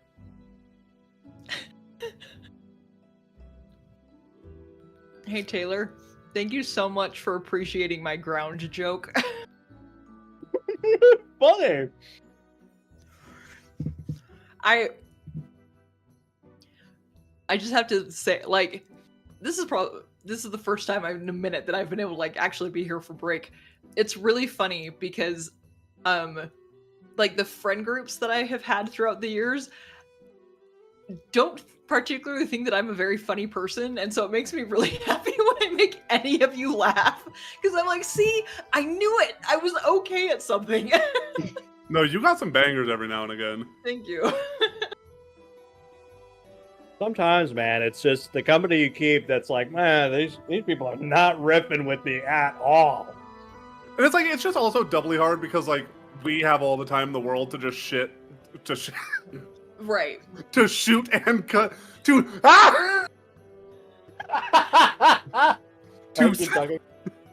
No, you sit said it and right. talk shit and cut bits is what I was trying to say. Whereas you as the DM have to like make sure that you have everything ready. So like by the time you're ready to jump in with a joke, we've already moved 3 tangents along. Yeah. Right. So no, that's the nice thing is, especially growing up, like I tried to be a theater person. It's just not but like that's what all of my family did. And so like growing up with very like fast, witty people, like I was the person that was like, I have something. Oh wait, everyone's gone, and like, Yep. I got left behind all the time, and so So yeah, I feel, nothing feels worse than having such a good joke and the moment's gone, and so you just have to be like, and it's hilarious now only to me. right, yeah, and so I'll sit there and I'll laugh, but like especially now, I mean, we've all been playing together for over a year now, and it's like, okay, cool, like I get everyone's pacing, and like it's real fun to see everyone like now know how to talk with each other and Oh yeah. and everything. It's been a good time. I will never not circle back for a bit. Come on now. They don't call me Mr. Double Down for no reason. Yeah, you're taking all my fucking characters. uh, I was talking with Ethan where like I feel like I'm now contractually obligated to switch my character to a rogue so that you and I can finish the trinity of having played each other's classes. Because it was Druid and Fighter, and then I took Fighter and Starfall. And now you're Druid. now you're the Druid, I'm a Warlock. And now you're getting ready to play a Warlock, and I was like, fuck, I guess I gotta play a Rogue so that I can copy Julian, and we'll just lock in that trinity. like, man. Balanced as all things should be. I mean, I forced Tony and Ethan to be friends, so it's the least I can do of forcing you and Jaden and Taylor to be friends. So Let's get one thing clear. Tony's not my friend. We're co-workers. I know. We're acquaintances. It's strictly business. Stream, you didn't get to see it. I'm pretty sure they're lovers. Yeah, hey gang, can we cut back? Hey Taylor, thanks for recording this. No, I'm Hey kidding. Taylor, put the foot in there. Taylor, computer, post the foot chart. No. Put it up though. But back before we started this shit, when they were like, "Oh, you have the same snack as me. We should kiss."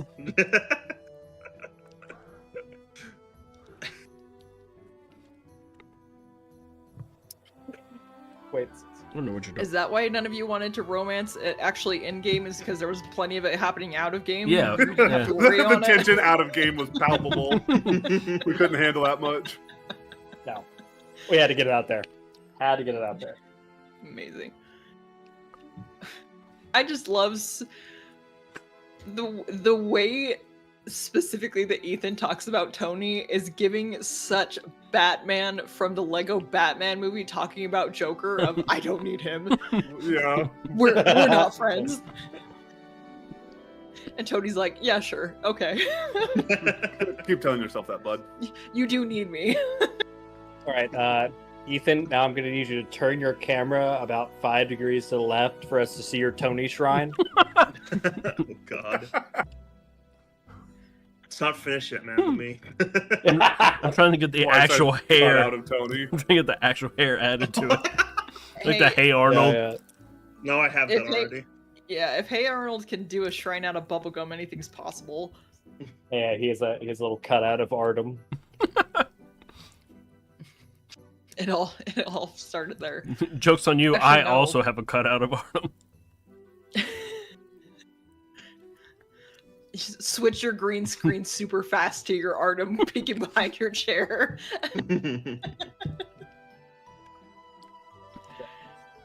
Oh, amazing. Also, have y'all ever had dragon beard candy? Super yummy. It is very good.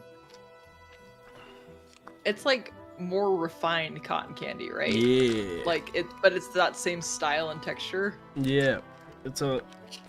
But it just like melts in your mouth, and it's not as like sugary sweet as like cotton candy. Like this one's coconut, and it's really good. Mm. I was wondering what the heck you were eating because I was like, "This is I thought dis- it was.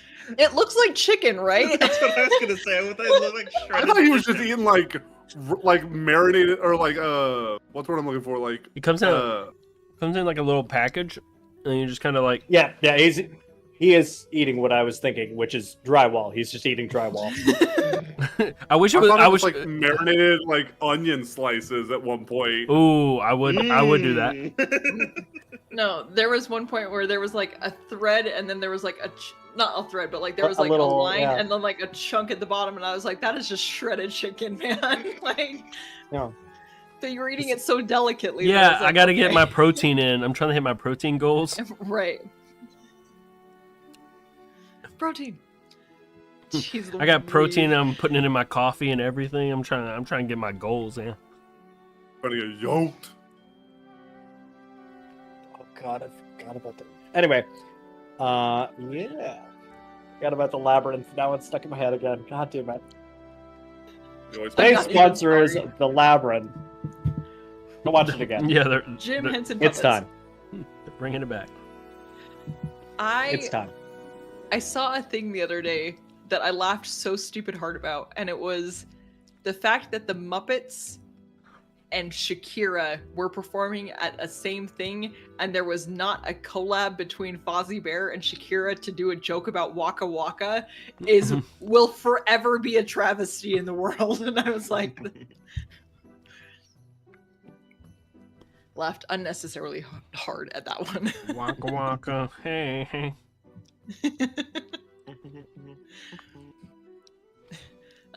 That's where we'll start intros next week. Is hi everybody, welcome to Naked Roll Rats. What's everyone's favorite Muppet? Oh, animal. That's I easy. was gonna say. I knew he was gonna say animal. The I'd main have to- character of the Muppet movie. I don't. I'd have to know Of the Muppet movie. Of the Muppet movie. Yeah. Porky the pig. So Kermit. Get Kermit out of here. My favorite character are the two old guys in the audience. Statler and Waldorf. Yes, I almost got it. Sweetums is up there for me. Chef. Oscar the Grouch. I don't know. I didn't have television growing Sesame up. Street. Chef. Which is a branch, but Swedish chef or whatever. which is unironic. Like, All right, hey Taylor, put up every single Muppet. Thank you. ever. Okay, guys, let's come back from this break way later, because what we're gonna do is we're gonna bring up a tier list, and we're all gonna rank the Muppets on a tier list. No. We have to have Jaden do it first, strictly off of vibes, and then we will correct him implicitly afterwards. Oh yeah, that's great. Okay. I think you would be so good at it, Jaden. Also, Well, my opinion is law, so I mean, in your game, sure. But anywho, we'll dive back into this then. Oh, sorry, Tony. You were Great. Back at it. I did have a question. yes. Can I get a quick read on this lady who just decided to come in? For sure. Is this a regular customer or is this a pointed after us customer? Yeah. Go ahead. Insight, please. You vibe checking people? I would love to every single time. 12. Okay. With a 12, she looks like very comfortable with Joe. It seems like this is not like a odd interaction. It seems like she's been in this shop before. And so kind of similar to what you had seen with Joe coming to like greet you all and then like the shoulders dropping and the performance kind of going, like he was not performing for her at all. But that's kind of like what you get as far as like, oh, she probably just happened to come in. Sure. All right, so they're slamming down big style after we leave. All right, no problem. You dirty dog. You dirty dog. Get out of my house.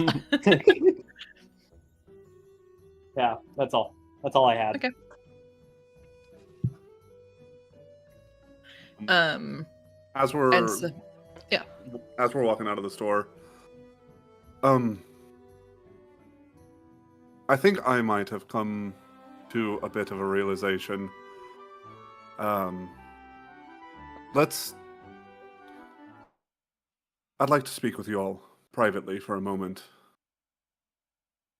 before we start really getting into whatever the fuck we're getting into. Sure. Yeah, of course. You could Sure. talk to us. Are you okay?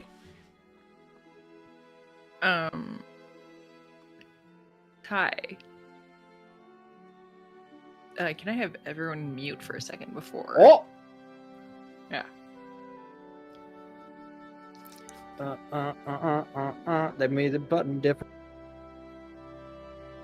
Ty, as you say that, you see the feathers on that's so stupid, it's amazing. You see the feathers on the blindfold open and look straight at you. Don't blink. They just look at you intensely.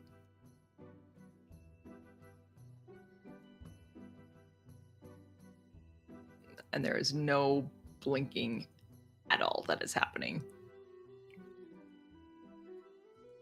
Do I get a vibe that this is a warning or an acknowledgement? Is there anything to get off of it? Go ahead and you're welcome to do an insight if you'd like. Yeah, I know I saw the one wink, but now that they're all here. 14. And 14. This feels like a hey, you're not in danger. What are you doing? Sort of thing. Got you. Okay. So, it's that stare that you get when someone's like, "Hey, I'm really trying to tell you something here," and like there is that a little bit of that intent there. So, Gotcha. okay. All the dances.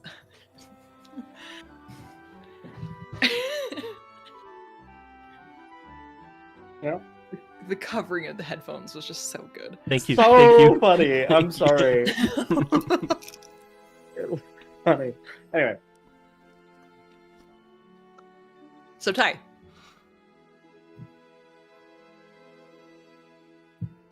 No, I'm not.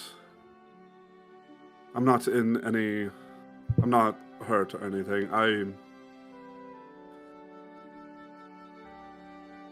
I think I just more want to.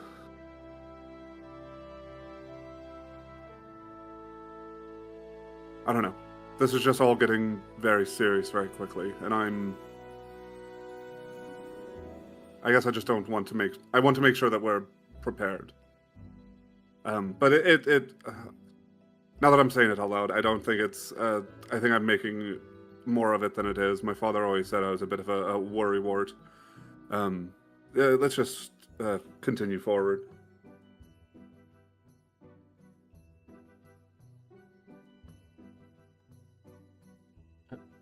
Okay. Well, you know what? And I'll just hit you in the side of the leg. We appreciate you, big fella. Right. whenever you need our time, I guess we're gonna be here. Well, let's go test this security thing, and then we'll be here as well. Oh, yeah, especially now that I know that Gramps put it in, I really want to beat it. All right, well then let's get to it. Do you have any idea what the hell is in store for us? I don't quite know. He's kind of a goofy guy, so it could be all kinds of strange things. So was the squeaky hammer the tip-off, or No. the handkerchief? No, it was kind of growing up with him kind of thing. All right, then let's get to it. The only Tam's way down. to learn Rift war. is by beginning. Hello, can you hear me now? Yes. So sorry. I will continue to do this. For some reason, my whole system just froze. But we will continue to chat in the meantime while I'm restarting things. Anywho. So, sentimental things were said, yes? Yeah. Okay, beautiful. Yes, and now we're all fighting each other. That's what I thought. I tore Kaizen's wing off. Oof. And I cast your mending it bomb on form? That's a little myself. So now I have one wing. Yeah. Now Nori has a wing. We got 2 Sephiroths now. So, does that mean that if you both hold on to each other, like, around the neck, and you both flap your wings, can you fly Yes. together, Yep. or? Yes. Only for a minute, though. And like they can't sing quite, so it's only like 10 feet around. It's real slow. Yeah. They make some great circles. Or they just both go off spinning up like a top. One way goes to the other. We just start flying. Do a barrel roll. Yeah. Swallow, swallow. But yeah, so anything else that needs to be said as you were walking, and you were walking to Blacksmith, correct? Or where are you all Yes. going? Oh, I was. We're gonna go test the security. Yes, we can go do that real quick. Beautiful. Or, if he knows who these bandits are that are trying to, like, rob him, we could shake them down. I was also very curious if we're supposed to tell the proprietor that we're about to raid their place, or do we just start going? Are we the bandits? Well, the way it was worded to us is that he hasn't been stolen from yet, Yeah, he just thinks. but he thinks somebody might try and wants to test the security. Yes. But I do think we should at least let him know that we took the job and that's what we're going to try to do. I don't think actually robbing the place when he's on alert is a great idea. Yeah, I don't want him coming out and trying to accost us or trying to stop us and making a whole meal out of it. Oh, I think we could probably beat it without him knowing. Anyway, no. Yes. Chaos does not reign around here. Yes. I was going to say, speak for yourself. Also, I think you're probably going to be the best person for trying to break into this. Me? Yes, you. All right, I'll do my best. Because my initial mindset is just, set it on fire. I don't really know if that counts as breaking in. Oh, Also I was Shirley, but- thinking burning in. My bad, I misheard the phrase. No very special. I only hear what I want to worries, hear, Dave. and that's okay. Very well, let's introduce ourselves then. Hello, Mr. We're the burglars you hired. Hi there, you put out a job for us to break into a shop. Beat him over the head. Just one hand over the counter. Just, God. Okay, now give us all your money. We did it. Yeah, it's actually really easy to rob a place if you just walk in the front door first. No. It's so funny. We try to jump the counter. A disintegration beam comes out, hits us. Oh my god! Just ashes. Gramps was not playing around.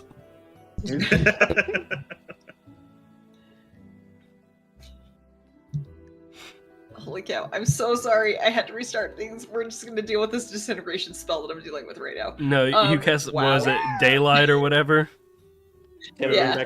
Bring back the gong sound. Yeah, it's a good thing. It's a good thing that you're not tuned to your thing right now, to Fumi, or else you would be blinded for at least a minute after that. Did you open the Ark of the Covenant over there or something? What's going That's what on? it feels like. Right now. The face just feels. I'm hot. I just want to not the ash, baby. God damn it. What I think of every time. Guys, we have such a concerning Discord chat. It's just tongues and ash, baby. That's so not okay. Taylor error in the chat. Anywho, as you all head off to the What did you say his name was? Deltas? Delta. You approach this shop, and as holy cow, okay, we're not even gonna mess with that because I'm just getting blinded right and left. As you go towards the area of the upper ring, the lower upper ring, I should say, where a lot more of the artisans of like smithing and metalwork and that sort of thing, there does tend to be like these like pockets of like, oh, these are this style of artisan, because it's a lot easier to build a whole bunch of forges when they're all in one place, or to be able to like direct smoke or of the like within a certain area, or like if you have a whole bunch of woodworkers, they're kind of all within some same region and that sort of thing. So it's very easy to kind of find this like mini like blacksmithing district within here, because you just see like these chimneys of smoke up a little bit further away from Joe's magic shop, to which you do see that Delta's shop looks like it was a lot more like potentially upgraded from a farrier kind of setup. It looks like it had like open stables and the like, but has since kind of been boarded up. And so where there were stables and were these stalls for potentially horses, you see that there is a like stall of a couple of pieces of armor, and then a stall of weaponry, and then a stall of just other kind of metalwork and that sort of thing amongst this forge. And so there's a lot more kind of protection built around this blacksmith shop than what there was before. You still can like see it. You don't have to like enter, or you do enter in, but like it's not so open that like anyone can walk in. There's definitely like this half door that you would need to go through, and you see this very pleasant looking Goliath gentleman at the forge, and he turns towards you. His like hands are just covered in these huge black leather gloves that are thick and like ready to just hold whatever tools and heat that he is dealing with. And actually, as he turns to you, you see that like in his hand, he just has like this glowing piece of metal, and he's just, good day to you. Hang on. And he like goes and just like smacks it down on an anvil. Can we rewind just a tad? Yeah, for sure. Just because Ty, having worked on the underbelly a handful of times, like a true burglar would do, is wanting to case the joint. And so before we even get close, I want to turn on Detect Magic and see if I can find anything as we're going to introduce ourselves. Okay, for sure. So I just have that active as we're walking into the compound. I will have a better map for you in a second. My Roll20 is one of the reasons why I am being blinded, so I will present a better map to you shortly. But as you approach, you definitely see that there is, it's 30 feet, correct? If I'm wrong, 30 feet. There is magic at the post next to the little like half door that you're going to be entering into. There is magic on the roof. There is magic on each of the posts of the stalls as you are approaching. It's very, very like mild flavored magic as far as like the power of it. A lot of it is some style of abjuration, or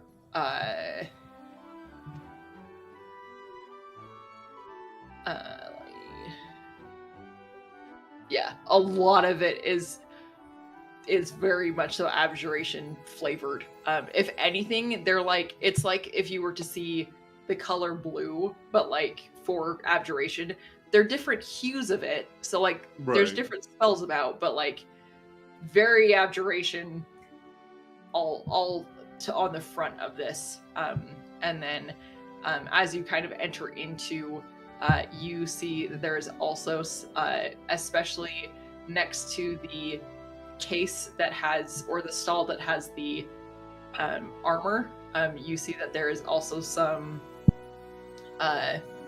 there's a combination of abjuration and, I can never, I always want to say that it is evocation. I always want to say something else, but I'm like, no, evocation is what it needs. There's also a style of evocation there. Also, it's the one I was afraid of. Yep, and also next to the weapons. And also coming from the forge itself. So, fuck. Yeah. Besides that, it's just a lot of little pings of abjuration with a couple of bigger beastie boys of that evocation. True. And I will have that all marked for you on this map as well. It will be blue for the abjuration and red. Yeah, we'll do red for evocation.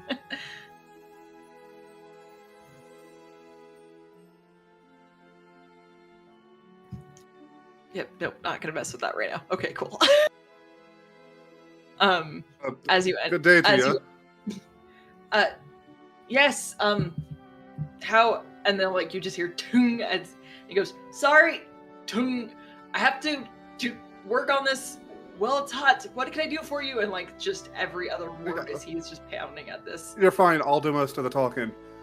We are a merry band of adventurers. We saw your help request on the board for testing your security system, I believe. Yes. You up for it? Tung. That's why we're here. We just wanted to give you a heads up so you didn't fight us when we tried to break in. Great. Tung. Tung. Do you want me to leave? Tung. No, we'll figure it out. Okay. Tung. And then he like does as he turns around, that like block of metal has just been like stretched. And he sticks it back into the forge. And he goes, so you'll figure it out. You don't. Well, most burglars aren't going to tell you when they're coming, so like we're not going to give you a start and end time. That's a good point. Just as you were. Well, what do you want us to try and test, or is there something in particular you're trying to protect, safe, certain item? Mostly, I mean, I have heard that there are a couple of places in the area that are starting to get burgled upon, and the least I can do is be proactive about it. I don't think that I have anything that people would necessarily want, but it's always those that are not prepared who are always the ones that get their rug stolen out from under their feet. So constant vigilance and all that jazz. The least that I could do is just make sure that my wares, and he points over, and you see actually with your detect magic still up, there are a couple of the suits of armor do have what you would probably assume to be with the abjuration as well, most likely like a +1 or +2 style of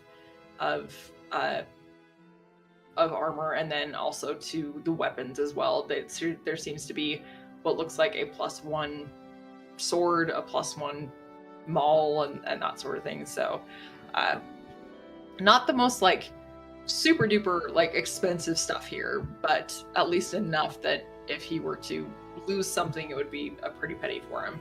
And he kind of checks the steel again in the fire and kind of like moves it around just to get all the hot spots to work. And he looks to you and goes, so the reason why I ask is we could do this 2 ways. I could pay you twice if you want. One, if I'm here.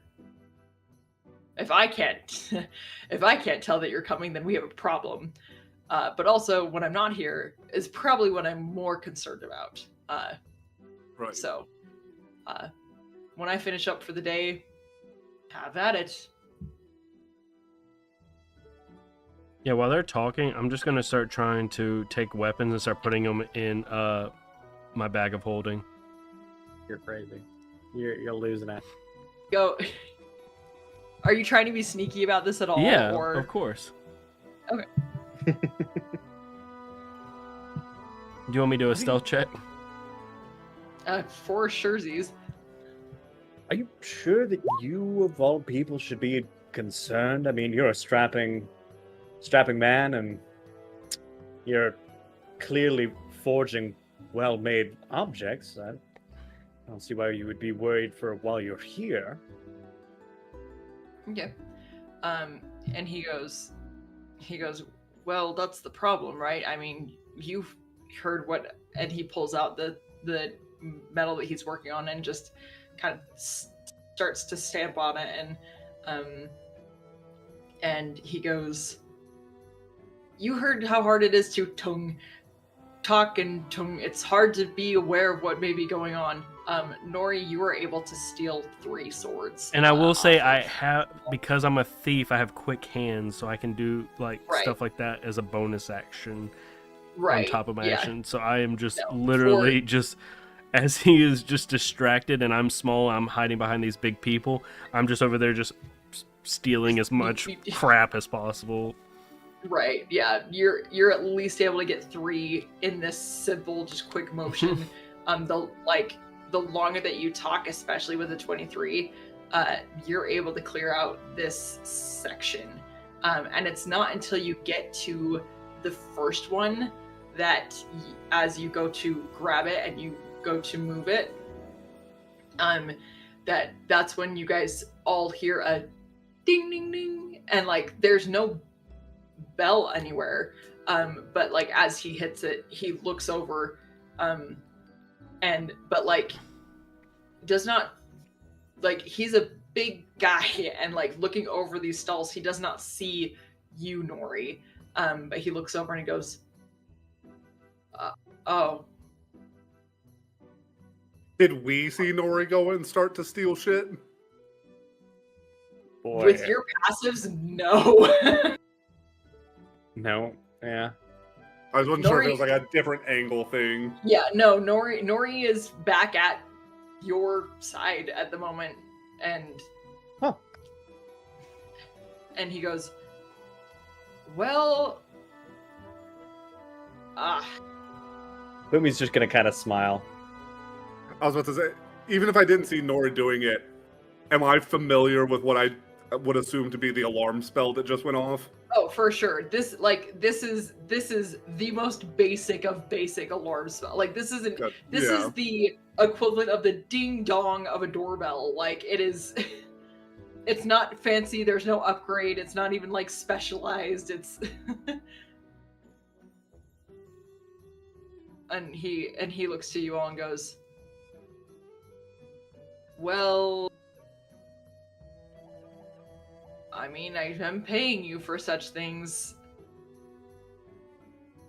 Yes, I respect the craft, but you might have to look into more help if you can't be vigilant while you're also working.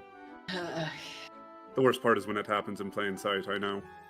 And Fumi's just gonna kind of turn to Nori. It's very strange. These people never have assistants in this town. It's like there's only one person ever working.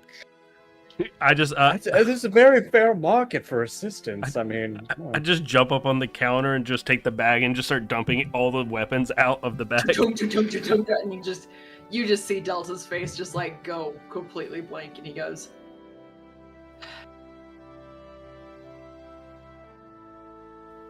You see, this is actually a very common tactic in burglary, where there is a front-facing man whose sole attention is to keep you distracted, keep you engaged. Especially while you were working, it was like taking candy from a baby. I mean, you all are a very fine-looking group, so the setup was there, and I was not. So, well, But as far as actually testing the rest arrangements yes, you have, rest of we'll come back tonight and see if we can't find any soft spots in your preparedness. yes, they're very much so, and I guess that was the problem. Is it was very much so set up for when I am not here. So to know that such implements should also be here if I am, probably not a bad option as well. Good to know. Good to know. do you have a prize, an item that we specifically are looking for? Oof. If you're able to find my safe, I'm in trouble. Oh, here it is. No, I'm just kidding. Pulls out the whole thing. Also in the bag. I also have his shoes, just- his Full Skyrim, he's looks just suddenly naked. Yeah. What? He looks to you and goes, if you're able to find my safe, and granted, it's not like my main safe. I do have means of a safe at home, but at least what I have to keep here in order to trade and provide coin for customers and of the like. That would be good to see if you are able to find it / deal with it. Otherwise, and he just kind of looks back over to all the weapons on the table and like all the armor, and he goes, any money not lost is gained in my mind.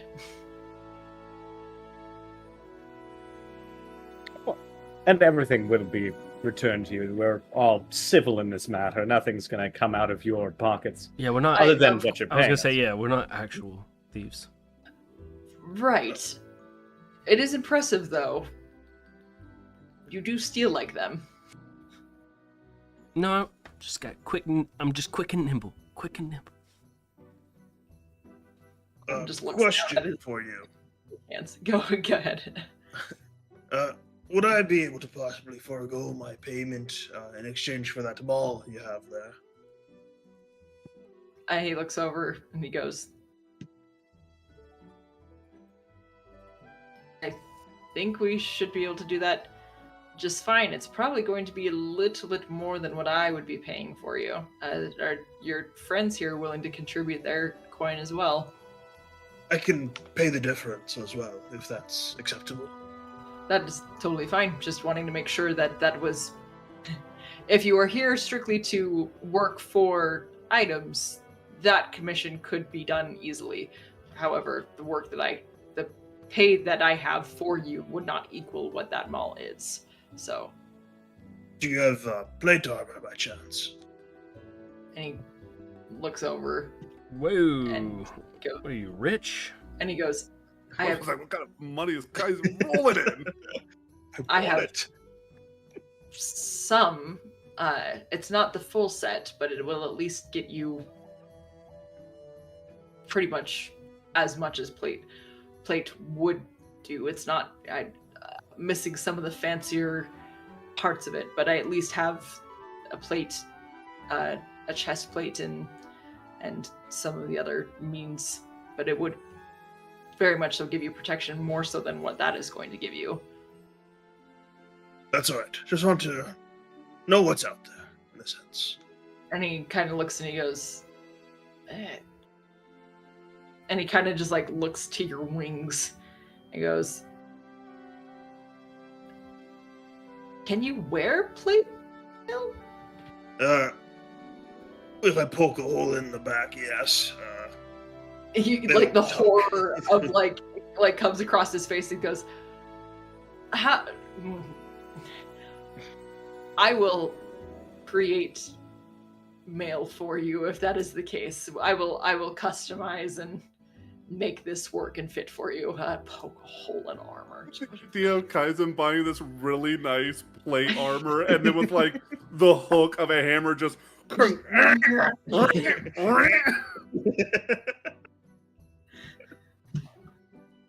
threading his wings through, and so it's like fucking Yeah. like a tin can that's been opened. The feathers God just go. forbid. God forbid he tries to take off, and then he gets the finger in the soda can sliced. You chicken wing it. Just do you take all of your feathers off? You can't fly for 4 days. Holy. Oh, he's molting. And Delta looks to the rest of you and he goes, anyone else interested in any sort of weaponry, armor, anything like that? Okay. Well, I will have your coin. I will have your coin for what just happened on the counter tonight, ready for you all. Oh, But ideally, you won't be able to get it. real quick, just to make sure, the traps that are in place aren't the type that are going to kill the people. Just hurt them, right? Deterrents rather than destroyers. He kind of looks to you and goes, I mean, they are a deterrent. Death is a mighty effective deterrent. I wouldn't worry about it. They're not that powerful. They're also not all the way on. Ah, that'll do it. And he goes, hang on, let me see if this... Wait, you can see this. Okay. I can. And he goes, please, can you all close your eyes for a moment?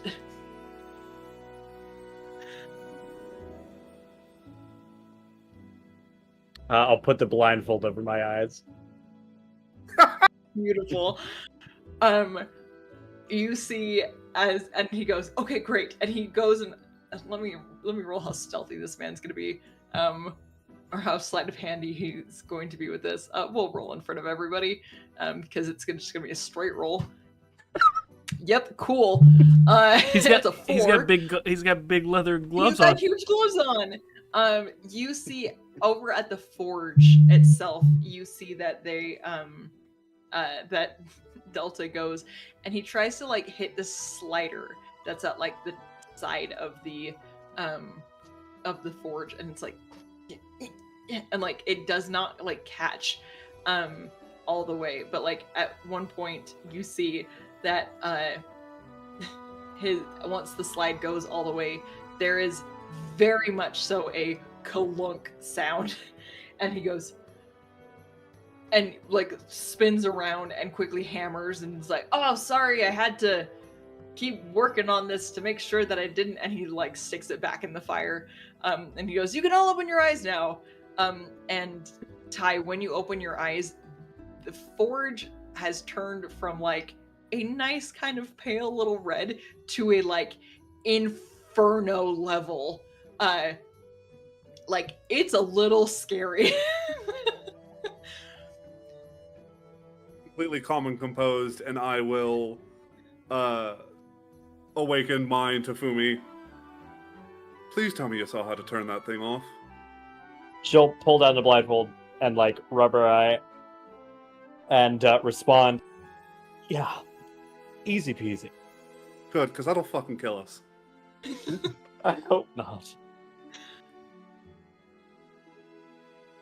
And Delta continues to just kind of like turn the metal in the forge, and he goes,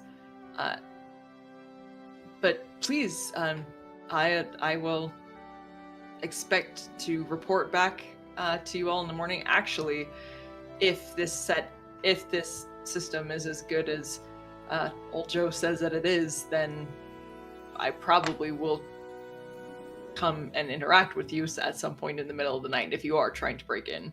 So, but if I see you tomorrow and either that coin pouch is gone off my counter, or if it's still there, we will see how well this thing works. And then just point of clarification, it was only the forge where the magic intensified, all the rest of his wards and like the armor, none of that changed? Currently, yeah. Okay.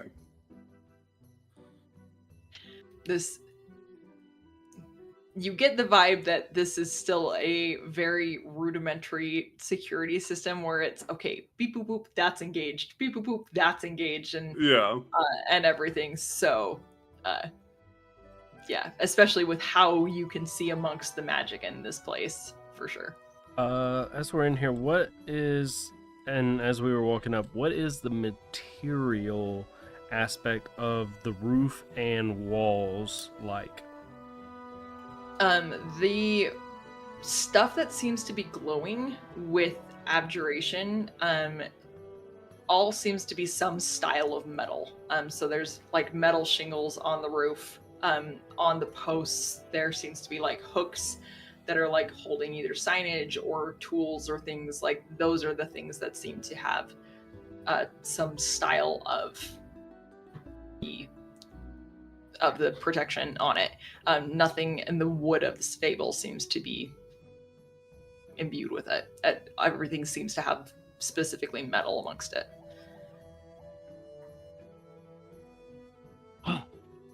All right. Oh, no. Do you do simple things? Depends on what you mean by simple. As easy as a letter opener. My for sure, of husband course. was looking for one. Happy to do that for you. I'll have it on the counter. I'm gonna approach the counter at that point to just kind of see the layout of what's there and how it's formed. Yeah, so the main counter that like Nori went and dumped stuff off, like it's this area is probably where like they would have like tacked up the horses and that sort of thing, or like worked on the horses while shoeing them and that sort of thing. So the forge is nearby this main kind of counter area. It's very much so kind of like angled, so it's not like a like counter in front, like he stands behind the counter, and it's very just kind of like off to the side, very open kind of communication as far as that goes. And then there's the couple stalls on either side of this main big area where the forge is. Of course, we'll have a better map for you at the beginning of next session, because this heist is where we are going to pick up next game. But in the meantime, anything else that you guys have questions for Delta or anything that you would like to do between now and then? Is there an actual physical, like, interior building anywhere, or is it just the stable that he's kind of renovated? It's very much so stable that he is renovated. Okay. And so that's why like things are open, at least for right now. Like you're able to see in, you'd be able to like reach in or Right. at least from where the beginning of the stalls are, everything in the shop is towards the back of the shop. Gotcha. So that way I just want to make sure that, as candidly as possible, that Ty has been able to see every inch of this place. Yeah, as you are walking around, over by where Nori had stolen the weapons and like where you're seeing the abjuration as well as the evocation, like there are the start of other runes, but they're not finished yet. Gotcha. And that sort of thing. So it seems like this was hey, base model, let's see where this is at, and then if we need to improve upon, we can. Gotcha. So but yeah, at like you would have essentially seen those with the tech magic. It's like it's almost like something more flickery instead of like actually active, Right. and that sort of thing.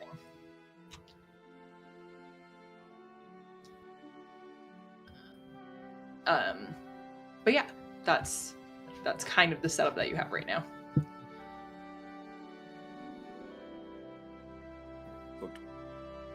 Any other questions, concerns, things that you want to do before tonight? Then we will fast forward. Kill this guy. Yeah. Stab like- the blacksmith. Yeah, I run it. with the knives that Nori stole. Yeah. Teamwork. Yeah, exactly. Nori just starts spinning around in a circle while the weapons come flying out of the bag of holding, and all of you catch it and do your worst. Oh, that's my version Uh, of casting cloud of daggers. Yeah. Physically casting cloud of daggers. Beautiful. But yeah, as the night falls and you guys all come back to Delta's shop, the shop itself, all of the open kind of all the open areas and kind of the area that you were able to kind of reach through before, it seems like there was a kind of sliding means of bringing up some wooden posts or panels to be able to really kind of like lock off this place while no one is there. So where you were able to see the forge openly before, you are now just approaching a wooden building. But that's where we'll pick up next week. Yeah. Hell yeah. Beautiful. So excited. This is gonna be great. Have to police this dude for all he's worth, or Yep. immediately get burned to a crisp.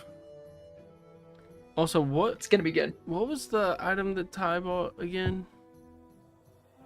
The ring of mind I- shielding. Mine. Okay.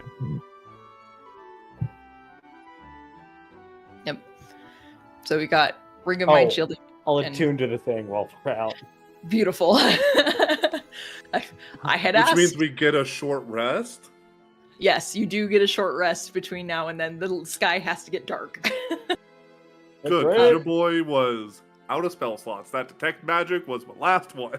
I was gonna say you are a warlock. That's not one bit surprising. For a don't full even day know. encounter of anything. I don't even know what the first one was. We came into this session, I was down a spell slot. I was like, well, I hope nothing happens. Something Yeah. probably with the tailor. I- No, you weren't there for that one. I don't know. I detected magic while we were talking to the Yeah. vixen. Like, Yeah. Yep. No, it was earlier than that. It was with the rat. Because the silence was lowered, so you detected Yeah. to see if there was So you anything. do see if there's anything. right. Making sure that there wasn't any scrying eyes upon you. Or, But yeah, yeah, bless. semantics. which are a key important point of spells. Anywho, but yeah, we'll see you guys on Wednesday for the Untold Story game, and then we'll see you all again next week for this one. So have a good one. Bye. Okay, Bye, guys. Bye.